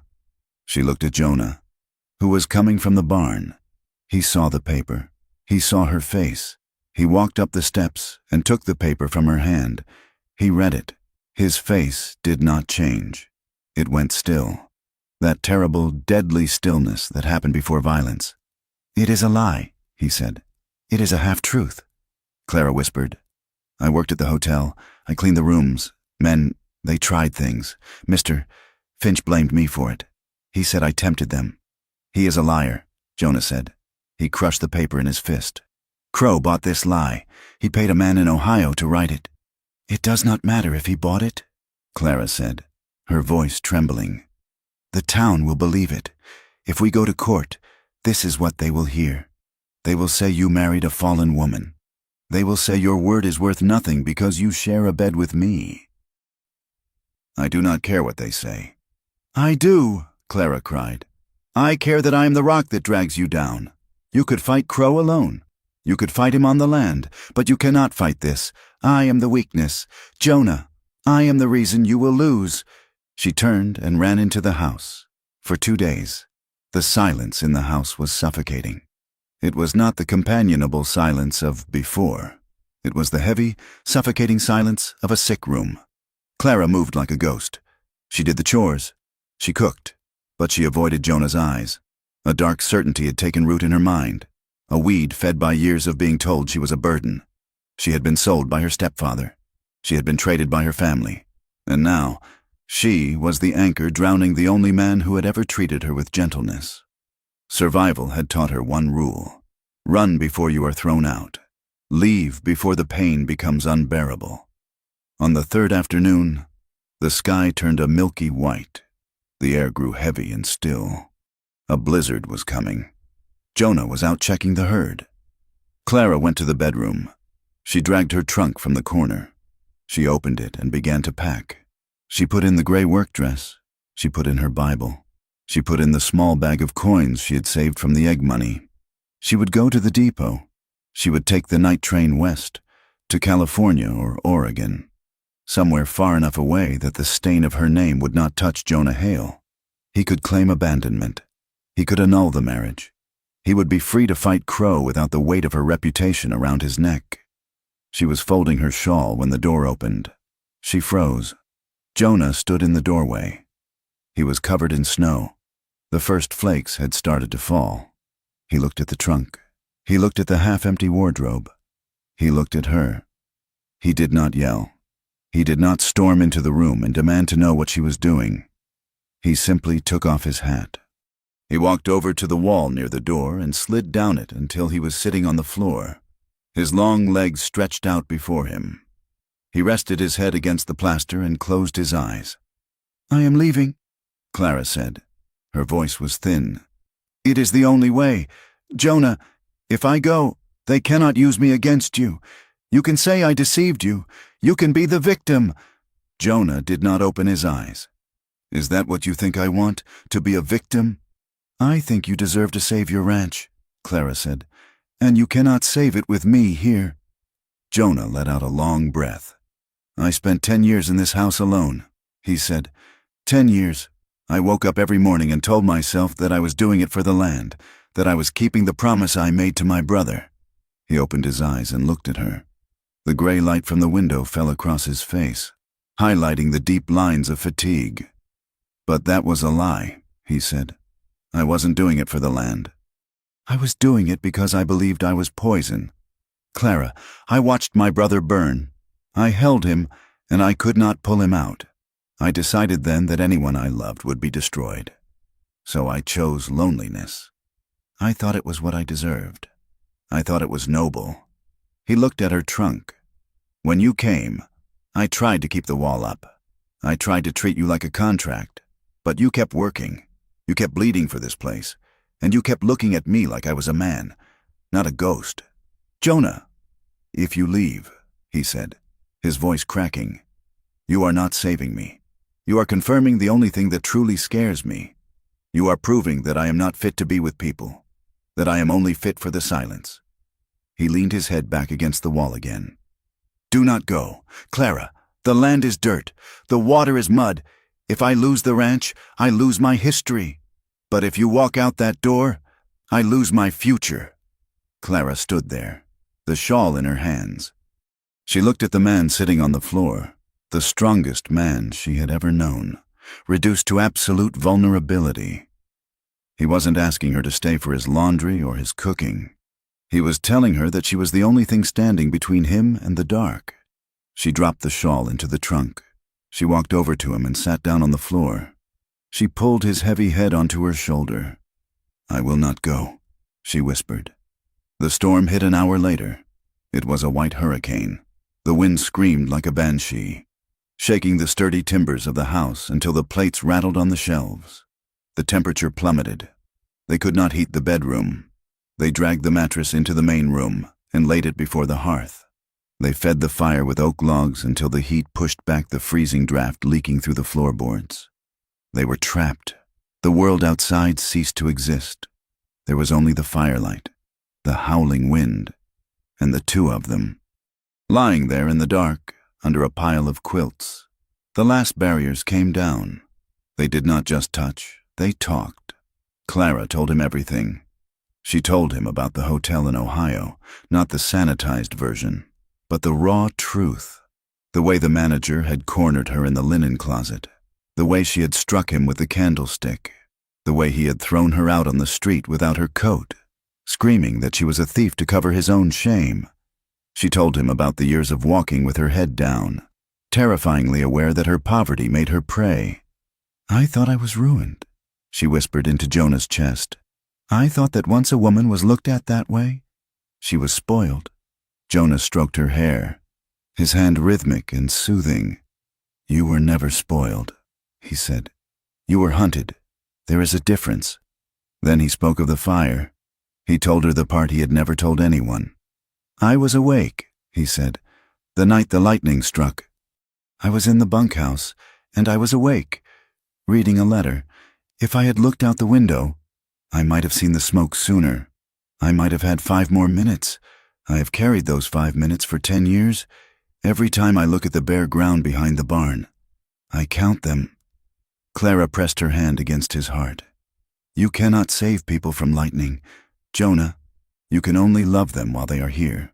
The confession drained the poison from the wound. The guilt he had carried, the belief that his negligence caused the death of his family, was met not with judgment, but with absolution. Their desire, when it rose again, was different than before. It wasn't the frantic, adrenaline-fueled hunger of the barn. It was slow. It was deep. It was a language of reassurance. Jonah touched her not to possess her, but to verify she was there. His hands moved over her scars, the burn on her arm from the stove, the barbed wire scratch on her hand, worshipping the evidence of her survival. Clara learned, in the safety of that storm-bound house, that she could ask. "Hold me tighter," she whispered. "Here?" Jonah asked, his voice rough with emotion. "Yes. There." She learned that her pleasure was not a theft. It was a gift he was desperate to give. She learned that Jonah needed to be wanted. He needed to know that his size and his strength and his scarred hands were not sources of fear for her, but sources of comfort. When the storm finally broke 2 days later, the world was buried in 3 feet of snow. The silence was absolute. But inside the house, the air was warm. They emerged from the storm not as 2 people who had survived a disaster, but as 2 people who had forged a fortress. The peace did not last. Crow was not a man to wait for the snow to melt. 3 days after the storm, Tommy Reyes did not return from checking the mail at the box on the main road. Jonah saddled the big bay horse and rode out, Clara following on her mare. They found Tommy a mile from the gate. He was crawling through the snow, dragging one leg.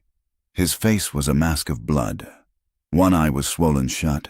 His coat was torn, and his ribs were broken. Jonah leaped from his horse before it had fully stopped. He gathered the boy up in his arms, his face twisting with a rage that was terrifying to behold. "Who?" Jonah demanded. "Crow's men," Tommy gasped, spitting blood into the snow. "3 of them, with clubs. They said to tell you the price just went down. They said next time, it won't be the hired help. It will be the wife." They got Tommy back to the bunkhouse. Clara set the brakes in his ribs and stitched the cut over his eye. She worked with steady hands, but inside, she was burning. This was not business. This was not a property dispute. This was a slaughter. Jonah stood by the window of the bunkhouse, watching the white hills. He was vibrating with the need for retaliation. He wanted to take his rifle and ride to the rolling sea and end it. "If you ride there," Clara said, wiping her hands on a rag, "Sheriff Laird will hang you for murder. That is what they want. Jonah, they want you to strike first." "I cannot sit here and wait for them to kill us," Jonah snarled. "We will not wait," Clara said.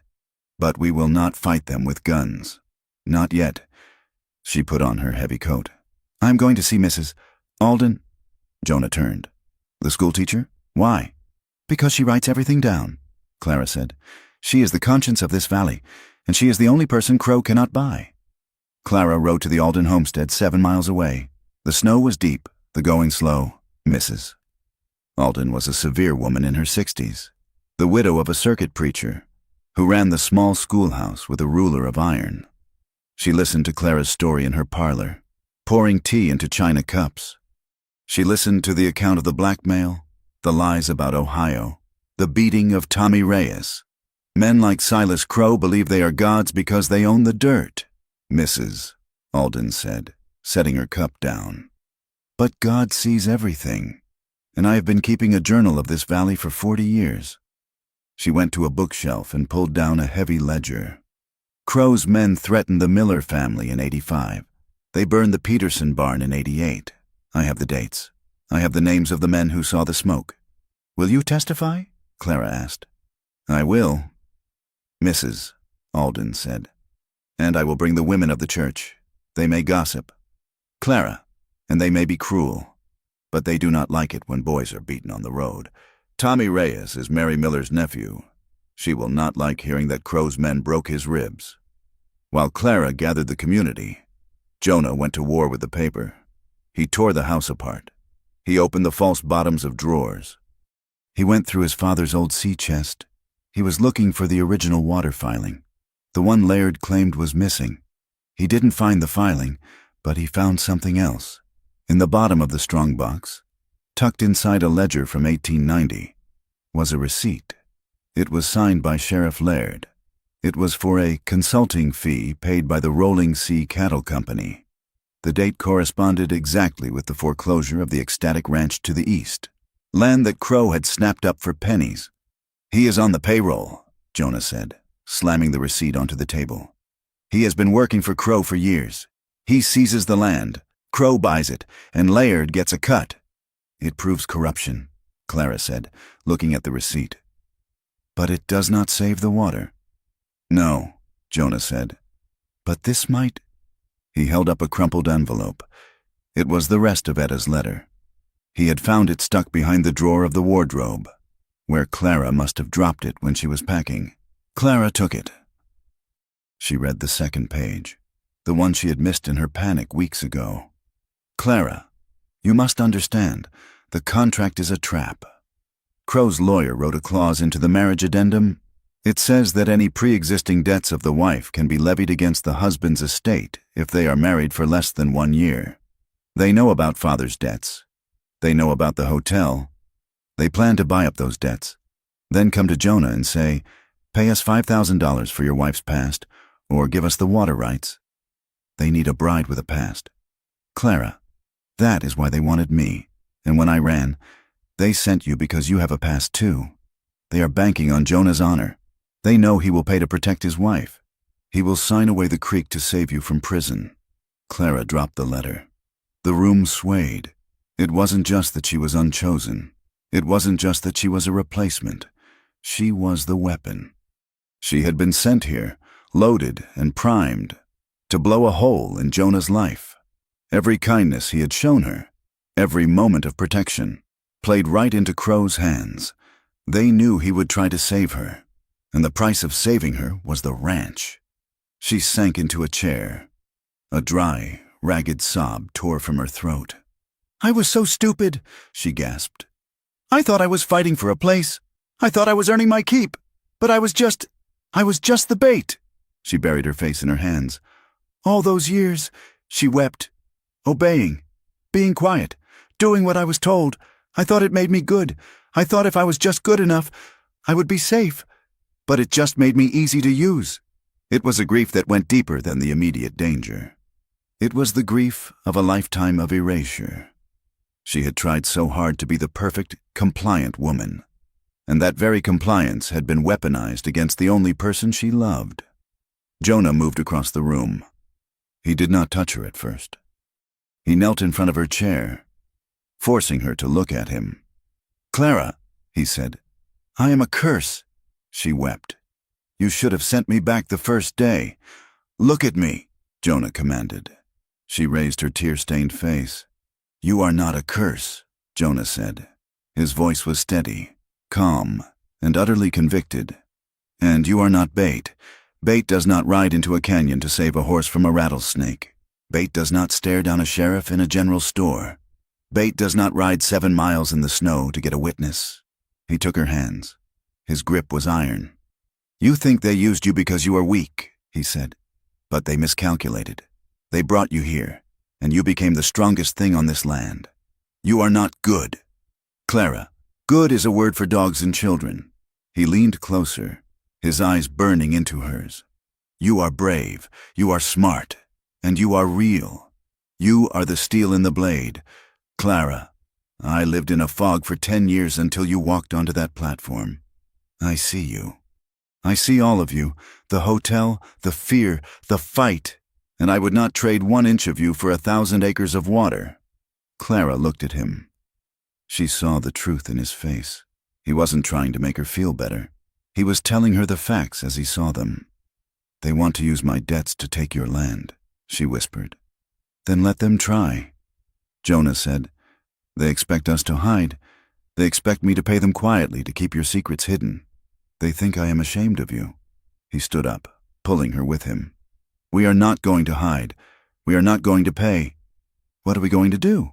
Clara asked. We are going to file a suit, Jonah said. We are going to demand a formal hearing in the county court. We are going to put Mrs. Alden on the stand. We are going to put Tommy Reyes on the stand. And we are going to put you on the stand. Clara's breath hitched. Me? They will destroy me. They will try, Jonah said. But we will tell the truth. All of it. The blackmail. The contract. The corruption. We will drag their secrets into the light. He paused, his expression softening. It will be hard. The town will judge. People will talk. Let them talk, Clara said. A new strength was rising in her. cold and clear as the winter air. She was done with shame. She was done with hiding. "If we lose," Jonah said, "we lose the ranch. We leave with nothing but the clothes on our backs." "If we leave together," Clara said, "then we do not leave with nothing." Jonah nodded.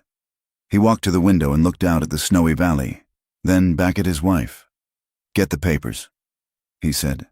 "We ride for the county seat at dawn."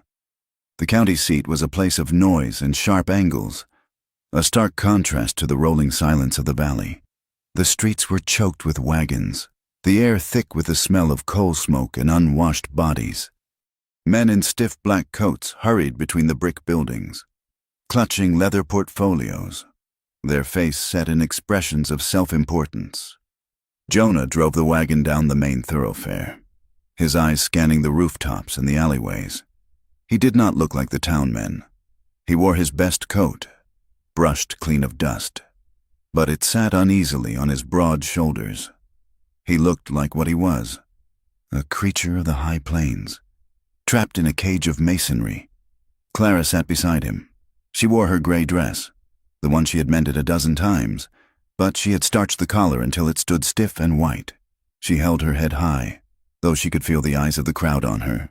They were not just staring, they were dissecting. The story of the replacement bride and the contested water rights had traveled ahead of them, twisted and embellished in every saloon from here to the railhead. "Stay close to me," Jonah said as he helped her down in front of the courthouse. He did not grip her arm. He did not pull her. He simply stood near her, a solid, immovable presence at her shoulder. It was a stance of protection, but not possession. He was telling the world that he stood with her, not that he owned her. The courtroom was stifling. It smelled of stale tobacco, floor wax, and the sour sweat of nervous men. The gallery was packed. Clara saw faces from Cottonwood, the store clerk, Mrs. Miller, and near the back, Sheriff Laird, leaning against the wall with his arms crossed and a smirk playing on his lips. When the judge entered, a hush fell over the room. He was a man with a face like a dried riverbed, weary and impatient. Silas Crow was not there. He had sent his lawyers, 3 men who looked like crows in their dark suits, arranging papers with predatory precision. The hearing began with the dry rustle of maps. The lead lawyer for the Rolling Sea, a man named Mr. Blackwood with a voice like oil poured on velvet, laid out the case. He spoke of survey lines, of shifting creek beds, of the progress of the West. He painted Jonah not as a landowner, but as an obstacle, an unstable recluse, the ghost of the valley, whose grasp on reality was as tenuous as his grasp on the land. Then he turned his eyes to Clara. "And let us consider the character of the household," Blackwood said, walking toward the witness box where Clara had been sworn in. "A man who lives in isolation, who brings a woman into his home, a woman with a history." He held up the affidavit from Ohio. "Mrs. Hale," Blackwood said, "is it true that you were dismissed from the Finch Hotel in Cincinnati for moral turpitude? Is it true that you were accused of soliciting guests for money?" The courtroom erupted in whispers. "Mrs. Miller gasped loudly. Jonah half rose from his seat, his knuckles white on the railing. But Clara caught his eye. "Sit," her eyes said. "Let me do this." Clara gripped the edge of the witness stand. Her hands were shaking, but she forced them to be still. She looked at the lawyer. Then she looked out at the sea of judging faces. She thought of Etta running in the night. She thought of the years she had spent hiding, apologizing for her own existence. "It is true that I was dismissed," Clara said. Her voice was quiet at first, trembling like a leaf. Then she took a breath, drawing in the memory of the storm, the strength of the mountains. "But I was not dismissed for soliciting. I was dismissed because the hotel owner tried to force himself on me in a linen closet, and I struck him with a candlestick to stop him." The whispers grew louder. "A convenient story," Blackwood sneered. "But you have no witnesses. And is it not true that your own family sent you here to pay a debt? That you are, in essence, a payment? A woman traded for a ledger balance?" "I was sent," Clara said, her voice ringing clear now, hitting the back walls. I was used. That is true. I was poor, and in this world, being poor and being a woman is treated as a crime. My stepfather traded me because he saw no value in me but my obedience. You see no value in me but my shame. She stood up straighter. But I am not ashamed. I survived. I worked. I bled for that land. If my husband is unstable because he offered shelter to a woman the world wanted to throw away, then he is the only sane man in this room. And if Silas Crow thinks he can take our water because he has more money, then he is not a pioneer. He is a thief in a silk vest.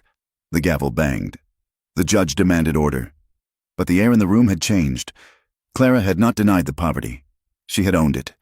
She had refused to let it be a weapon. Mrs. Alden took the stand next. The severe schoolteacher opened her journal and read the dates of fires, the names of beaten men, the history of intimidation. Her voice was dry and factual, cutting through the lawyer's objections like a school ruler. Then Tommy Reyes, his ribs taped beneath his shirt, his face still bruised purple and yellow. He pointed a shaking finger at the back of the room. "That man," he said, pointing to one of Laird's deputies. He held the club. Finally, the county clerk, sweating through his collar, admitted under Jonah's questioning that the original water filing had been moved to a dead file box only 3 months ago. On the same day Sheriff Laird had visited the office. It was not a clean victory. The law was a tangled thing, slow and cumbersome, but when the judge banged his gavel to end the session, he did not rule for Crow. "This court finds sufficient evidence of irregularity in the survey and the filing," the judge rasped. "I am issuing a temporary injunction. The rolling sea is forbidden from diverting water or erecting fences on the disputed tract until a state surveyor can arrive in the spring. Sheriff Laird. This court will be forwarding the testimony regarding your office to the governor." It was a delay. It was a breath of air. They walked out of the courthouse into the blinding afternoon sun. Clara felt lightheaded, drained of adrenaline. "Mrs. Hale." Sheriff Laird was waiting at the bottom of the steps. He was smiling, but his eyes were flat and cold as a snake's. "You talk a lot for a replacement," Laird said, stepping close to her. "But talk is cheap. An injunction is just paper. Paper burns real easy. Accidents happen out there in the rocks. A horse stumbles. A woman gets lost in a blizzard." He leaned in, his voice dropping to a whisper. "You watch your back. Clara, Ohio is a long way away, but a grave is right under your feet." A shadow fell over Laird. Jonah moved. He did not strike. He did not shout. He simply stepped into the space between Laird and Clara. He was taller than the sheriff, broader, and in that moment, he radiated a violence so pure and concentrated that Laird took a stumbling step back. "Laird," Jonah said. The sheriff's hand twitched toward his gun. "Do not," Jonah said softly. "You are used to bullying boys and frightening women, but if you ever speak to my wife again, if I even see your shadow on my land, I will not bring you to a judge." He leaned down, his face inches from Laird's. "I will bury you in a place where even the coyotes will not find you, and I will sleep soundly that night. Do you understand me?" Laird paled. The bluster drained out of him. He looked at Jonah's eyes and saw the truth there. The fire that had burned 10 years ago was still burning, and it would consume him. "You are threatening an officer of the law," Laird stammered. "I am promising," Jonah said. He took Clara's arm. "Come, Clara, we are going home."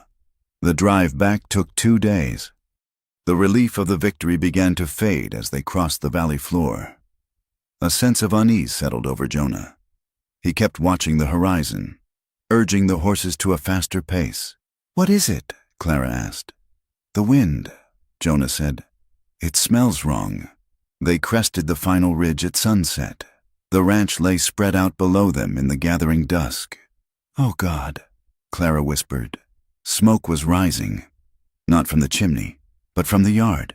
The hay shed was gone. It was a skeleton of blackened timbers, still smoldering.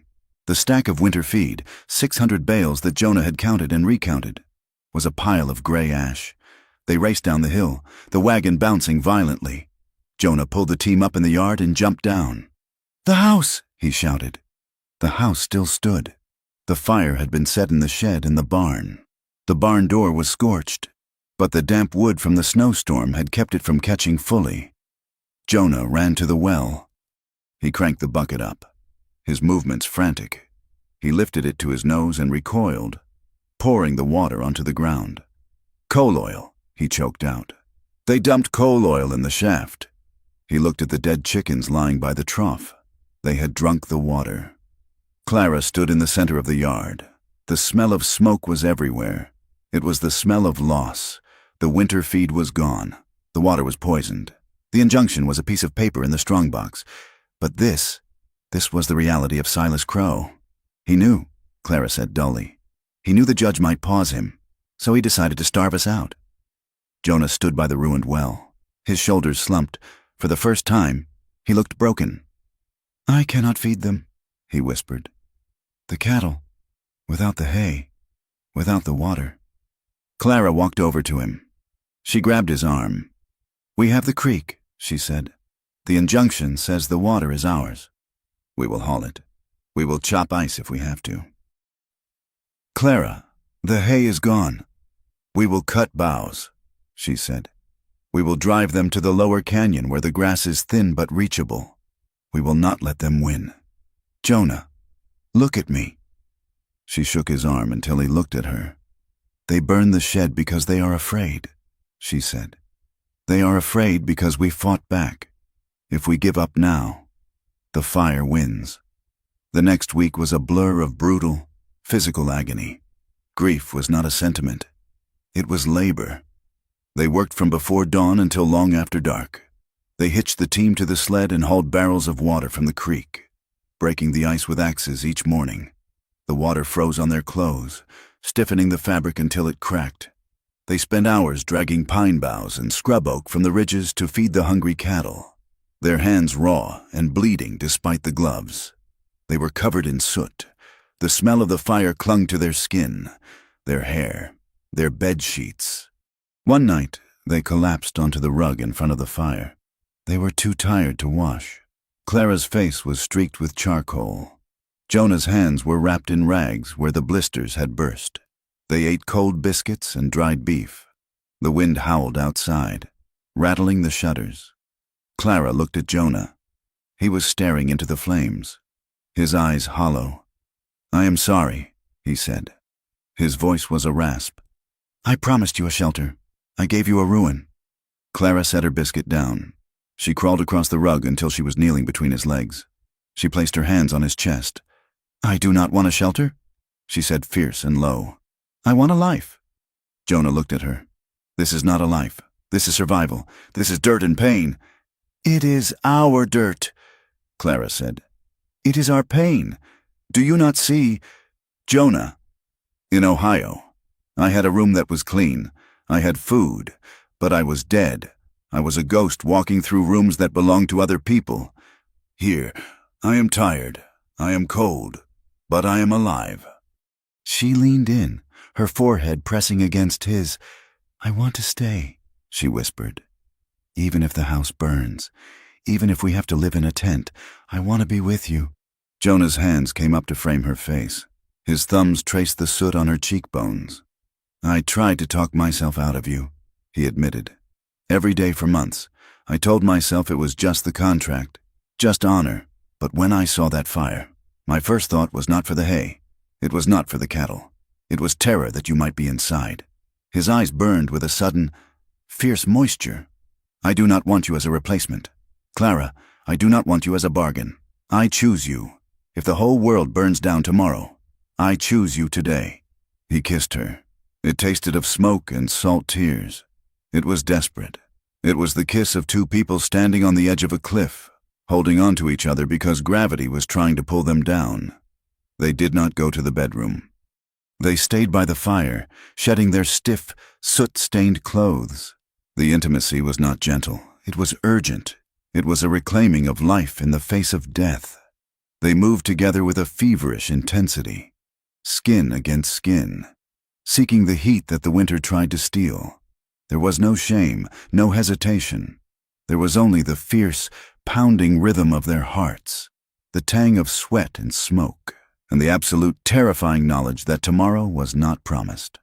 They loved each other with the ferocity of soldiers before a battle, memorizing the feel of bone and muscle, grounding themselves in the only truth that mattered. The next morning, the community began to shift. It started small. A wagon arrived at mid-morning. It was Mr. Henderson, the man who ran the lumber yard. He looked uncomfortable. He did not look at Jonah. "Heard about the shed," Henderson muttered, spitting tobacco into the snow. "Got some cull lumber, warped boards. Mostly. Can't sell 'em. Thought you might make use of 'em for a windbreak." He unloaded the wood without waiting for a thank you and drove off. 2 days later, a basket appeared on the porch. It contained 3 jars of preserved peaches and a loaf of bread. There was no note, but the napkin was embroidered with a pattern Clara recognized from the clerk's wife, the woman who had traded vegetables for sewing. Not everyone was kind. When they rode into town for nails, the silence was still there. Some men spat on the ground when Jonah passed. The shame of the replacement bride testifying in court still rankled the traditionalists. They hated that she'd spoken. They hated that she had won. But the cracks in the wall of prejudice were there. The brutality of the poisoned well had gone too far. Even hard men drew a line at poisoning water. The final confrontation did not come from the law. It came from the man who thought he was above it. A week after the fire, a fine black carriage, drawn by 4 matching grays, turned off the main road and navigated the ruts of the ranch drive. It stopped in the yard, its polished lacquer gleaming incongruously against the charred ruins of the shed. Silas Crow stepped out. He was a man of 60, tall and silver-haired, wearing a coat with a fur collar. He looked like a king visiting a peasant's hovel. He carried a cane, though he walked with a predator's grace. Jonah was in the barn.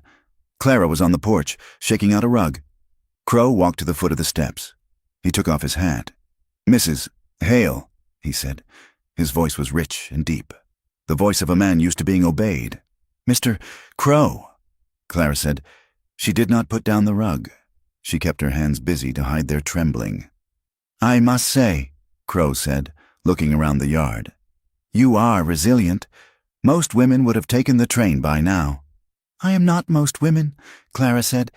"Clearly." Crow smiled. It was a cold, terrifying smile. "I am here to make you an offer. Clara, may I call you Clara? I feel we know each other, in a way." "You can call me Mrs. Hale," she said. "Very well. Mrs. Hale, you have won a small victory in court, an injunction. It is annoying, but it is temporary. Money eventually erodes the law, just as water erodes stone. And I have a great deal of water. And money." He stepped up onto the first step. "But I am a businessman. I dislike waste. This fighting, it destroys value. So here is my offer." He reached into his coat and pulled out a leather wallet. $5,000, he said. "In gold notes. It is a fortune. It is enough to go to San Francisco, to New York, to Europe. You could be a lady of means. Clara, you could wipe the slate clean. No more poverty. No more shame." Clara looked at the wallet. It was more money than she had ever seen. It was freedom. "And what do I have to do?" she asked. "Leave," Crow said simply. "Leave him. Leave the valley. Without you, Jonah will crumble. He is already broken. You are the only glue holding him together. If you leave, he will sell to me within the month. I get the water. You get a life." Clara looked at the man. She saw the absolute emptiness in his eyes. He thought everyone had a price because he had sold his own soul so long ago. "You are right," Clara said. "I am the glue." She stepped down so she was eye level with him. "But you are wrong about the price. You think I stayed because I had nowhere to go. You think I endured the fire and the cold because I was trapped." She leaned in close. "I stayed because I love him. And there is not enough gold in your bank to buy even 1 hour of what we have." Crow's smile vanished. His eyes turned to chips of ice. "Love," he scoffed. Love is a fairy tale for poor people to keep them from realizing how miserable they are. You are making a mistake, girl. A fatal one. Get off my land, Clara said. Crow looked at her for a long moment. Then he put the wallet away. Your land? He said softly. We shall see. He turned and walked back to his carriage. As he climbed in, he paused and looked back at the house.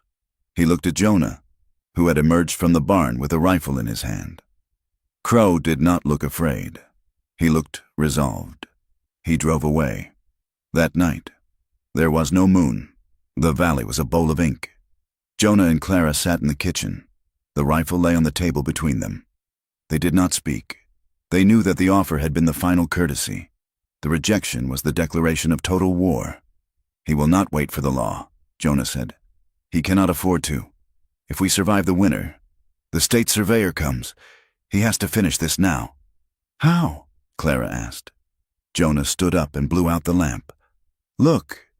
He went to the window. Clara joined him. Far to the south, along the ridge line of the rolling sea, lights were moving, not stars, lanterns, dozens of them. They were bobbing and weaving, moving down the slope like a swarm of fireflies. They were coming, not one or two men to light a fire. An army. They are coming to end it, Jonah said. He turned to Clara in the dark. He could not see her face, but he could feel her warmth. Get the cartridges, he said. Clara moved to the cupboard. She did not tremble. The time for fear was past. She was the replacement bride, the leftover woman, the unwanted debt. But tonight, she was the defender of this house. She placed the box of ammunition on the table. I am ready, she said. The lanterns bobbed in the darkness like the eyes of wolves. There were too many of them. From the kitchen window, Jonah counted 10, maybe 12 riders, spreading out in a loose crescent that cut off the road to town. They moved with the arrogance of men who owned the night. Inside the house, the air was cold and smelled of gun oil.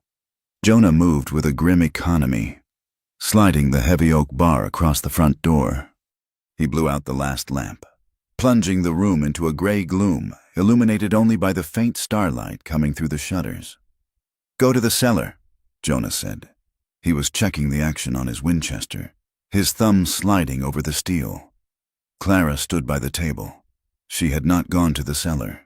She had opened the box of cartridges and was lining them up in rows, brass gleaming dully in the dark.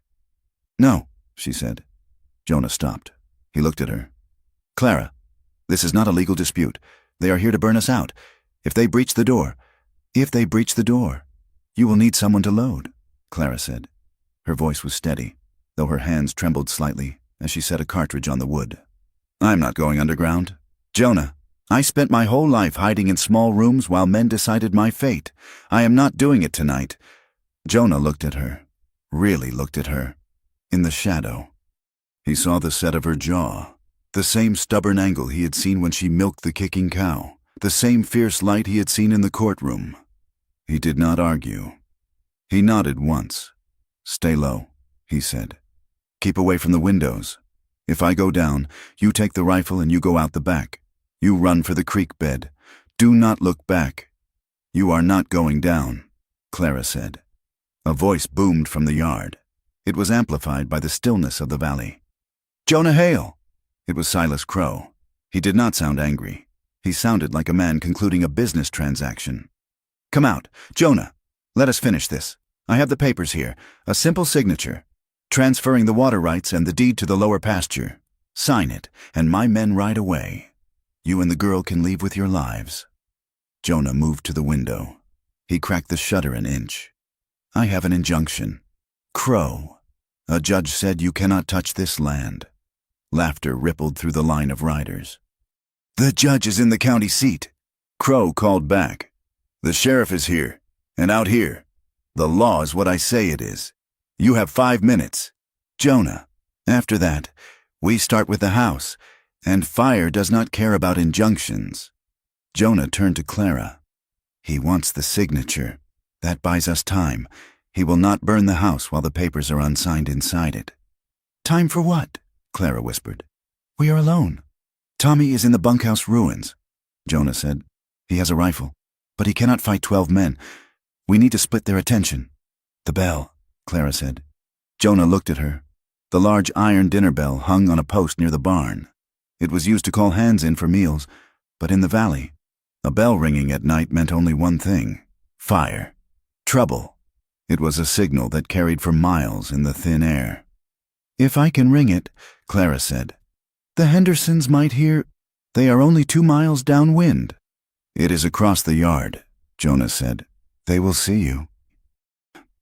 "Not if you keep them looking at the porch," Clara said. She did not wait for his permission. She moved toward the back door, her boots silent on the floorboards. She grabbed her shawl, wrapping it tight to hide the pale shape of her face. "Clara," Jonah breathed. It was a prayer and a plea. "Give me 2 minutes," she said. "Then talk to him." She slipped out the back door into the biting cold. The wind had died, leaving the air frozen and crisp. She crouched low, using the bulk of the water trough as cover. Her heart hammered against her ribs like a trapped bird. She heard Jonah's voice from the front of the house, loud and projecting. "Crow, if I sign, I want a guarantee of safe passage." "You have my word," Crow shouted back. Clara ran. She kept the charred remains of the hay shed between her and the riders. The smell of wet ash was overpowering, filling her nose, a stark reminder of what these men were capable of. She reached the corner of the barn. The bell post was 20 feet away, exposed in the open. She took a breath. She thought of Etta running away in the night. She thought of the years she had spent being the replacement, the second choice. "Not tonight," she thought. "Tonight I am the only choice." She sprinted. At the front of the house, Jonah stepped onto the porch. He held the rifle loosely in one hand, but his eyes were scanning the darkness, tracking the movement of the horses. He saw the glint of a barrel near the gate. "I want to see the papers," Jonah shouted. "Bring them here." "Walk out to the gate. Jonah!" Crow commanded. Then the sound shattered the night. Clang, clang, clang. The iron bell rang out, harsh and frantic. The sound ripped through the tension. "The bell!" one of the riders shouted. "Someone is by the barn!" "Stop them!" Crow roared. 3 riders wheeled their horses toward the barn. Jonah did not hesitate. He raised the Winchester and fired. The shot took the hat off the lead rider. The horse reared, screaming. Chaos erupted. The night dissolved into flashes of muzzle fire and the thunder of hooves. Jonah jacked the lever, firing again and again, trying to build a wall of lead between the riders and his wife. Bullets chewed into the porch railing, sending splinters flying into his face. He felt a hammer blow to his left shoulder, a sudden, numbing impact that spun him around. He stumbled, dropping to one knee. He gritted his teeth, shifting the rifle to his right hand. He kept shooting. By the barn, Clara had pulled the rope until her hands burned, but as the riders closed in, she dropped it and scrambled for the ladder to the hayloft. A bullet slapped into the wood, inches from her head.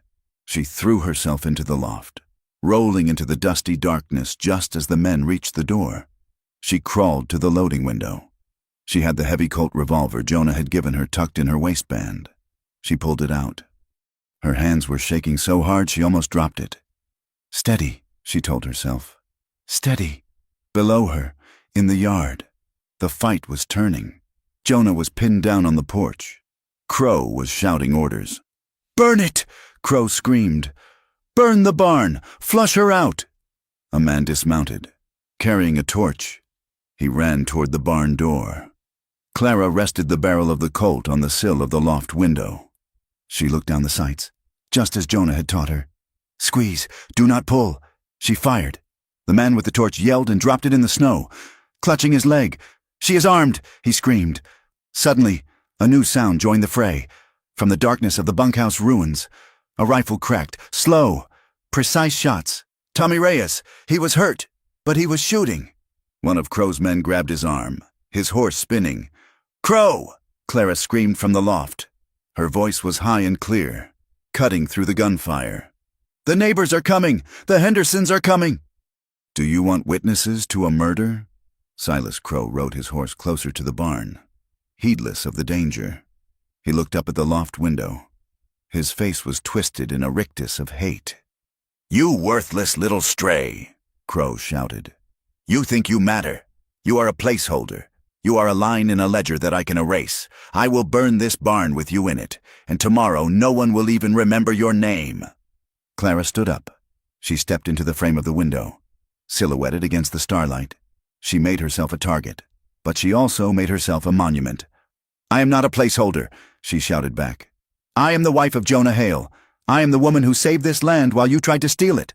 I am the Foundation, Silas Crow, and you cannot burn stone." She fired again, the shot kicking up snow near his horse's hooves. Crow raised his own pistol, aiming at her exposed form. But before he could pull the trigger, a thunder of hooves came from the main road. Not one horse, 6. "Sheriff!" a voice bellowed. It was not Laird. It was the deputy from the county seat, riding alongside Mr. Henderson and 3 other men from the valley. "Drop the weapons!" the deputy shouted, leveling a shotgun. Crow froze. He looked at the arriving men. He looked at the burning torch sizzling out in the snow. He looked at Jonah, who was standing on the porch, blood soaking his coat. Rifle still raised. The balance had shifted. In the dark, with only his paid men, Crow was a king, but under the eyes of witnesses, respectable men, men who voted, men who talked, he was a criminal. "This is a misunderstanding," Crow said, lowering his gun. His voice was calm, terrifyingly so. "We were serving papers." "With torches?"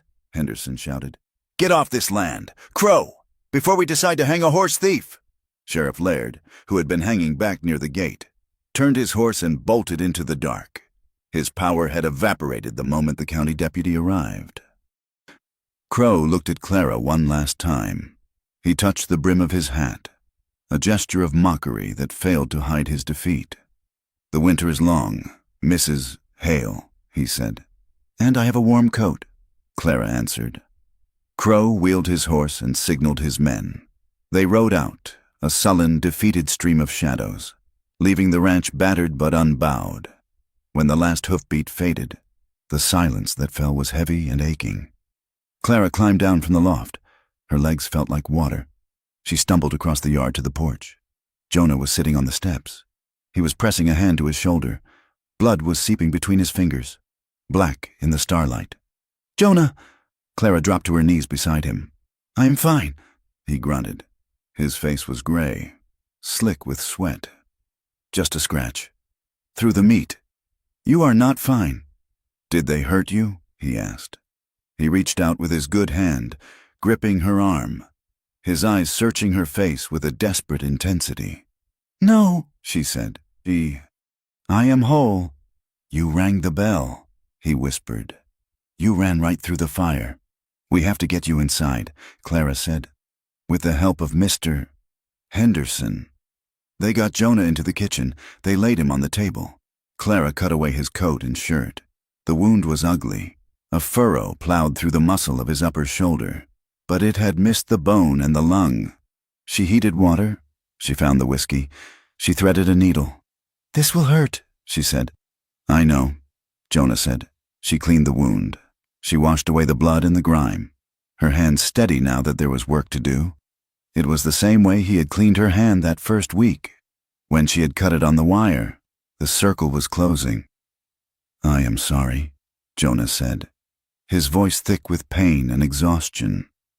Clara paused, the needle in her hand. "For what?" "For bringing this to your door, for making you a target. You should have been safe. A husband is supposed to keep his wife safe." Clara looked at him. She saw the guilt that still ate at him, the old belief that he was dangerous to the people he loved. "Jonah," she said softly, "I almost left. That day before the blizzard, I almost got on the train." Jonah looked at her. "I know." "No, you do not know why," she said. "I did not want to leave because I was afraid of the danger. I wanted to leave because I did not think I was worth saving. I thought I was just debris, something to be used and discarded." She touched his cheek. "Tonight, when I stood in that loft, I did not feel like debris. I felt like I belonged here. You did not make me a target. Jonah, you made me a partner, and I would rather be shot at by your side than be safe and alone anywhere else." Jonah closed his eyes. A tear leaked out, cutting a clean track through the soot on his face. He reached up and covered her hand with his own. "Sew it up," he said. "We have work to do in the morning." Spring came to the valley not with a whisper, but with a roar. The snowmelt came rushing down from the high peaks, filling the dry creek beds with brown, churning water. The sound of running water was the sweetest music Clara had ever heard. The ranch was a hive of activity. The state surveyor had come and gone, confirming the old lines.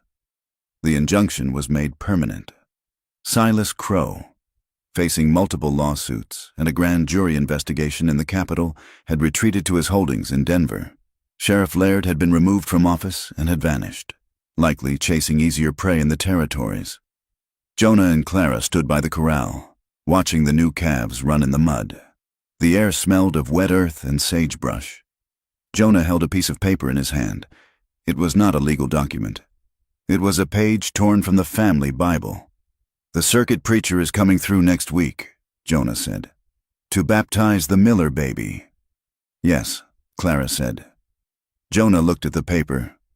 "I wrote something down. I am not good with speeches, but I wanted to ask you something." He turned to face her. He looked different than the man she had met at the depot.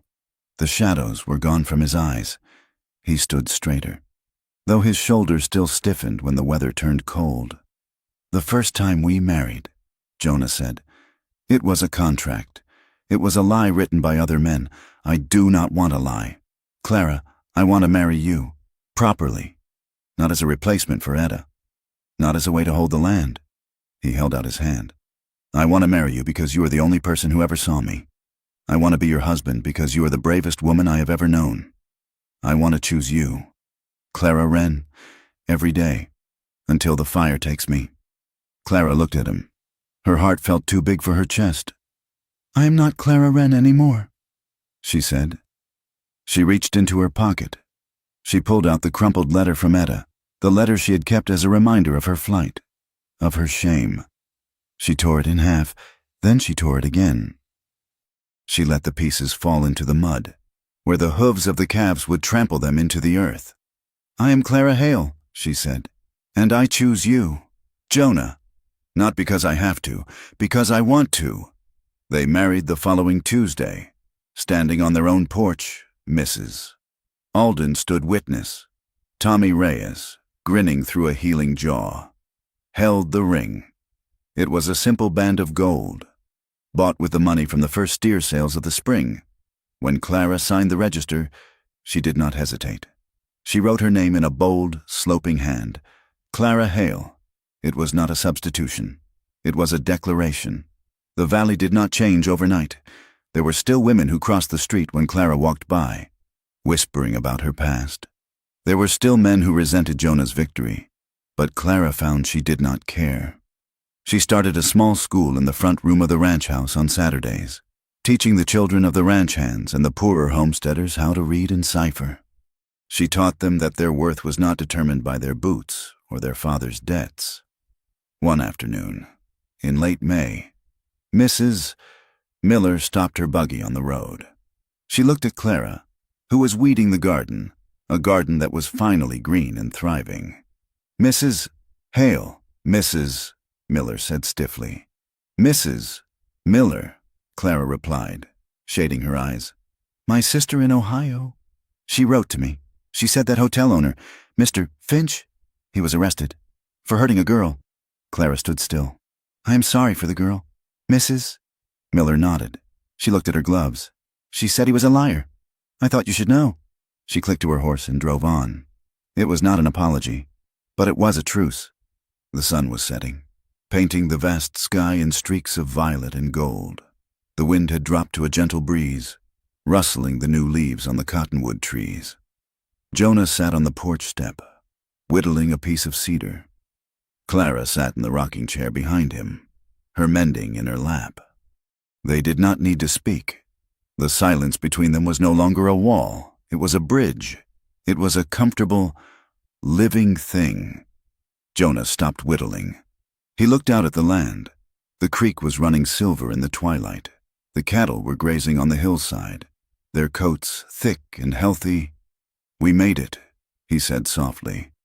Clara put down her sewing. She walked over and sat on the step beside him, leaning her head on his shoulder. "We did," she said. Jonah turned his head and kissed her hair. "Are you happy, Clara? Is it enough? The dust? The wind?" Clara looked at the horizon. She thought of the luxury she could have had with Crow's money. She thought of the safety of a city. Then she looked at Jonah's hand, resting on his knee, the hand that had pulled her from the mud, the hand that had defended her, the hand that held her in the dark. "It is not enough," she said. Jonah tensed. Clara smiled and took his hand, pressing it against her heart. "It is everything," she said. "It is the fire and the shelter, and it is ours." Jonah smiled, the true, unguarded smile that she had earned. He put his arm around her, pulling her close as the sun dipped below the mountains, leaving them wrapped in the twilight. Two figures etched against the vastness of the west, no longer alone and no longer afraid of the dark. Thank you for listening to this story. It has been a journey through the dust and the snow, finding love in the hard places of the American West. I hope Clara and Jonah's story reminded you that worth is something we claim for ourselves, not something the world gives us. I would love to hear from you. Please leave a comment below telling me where you are listening from. I am always amazed to see how far these stories travel.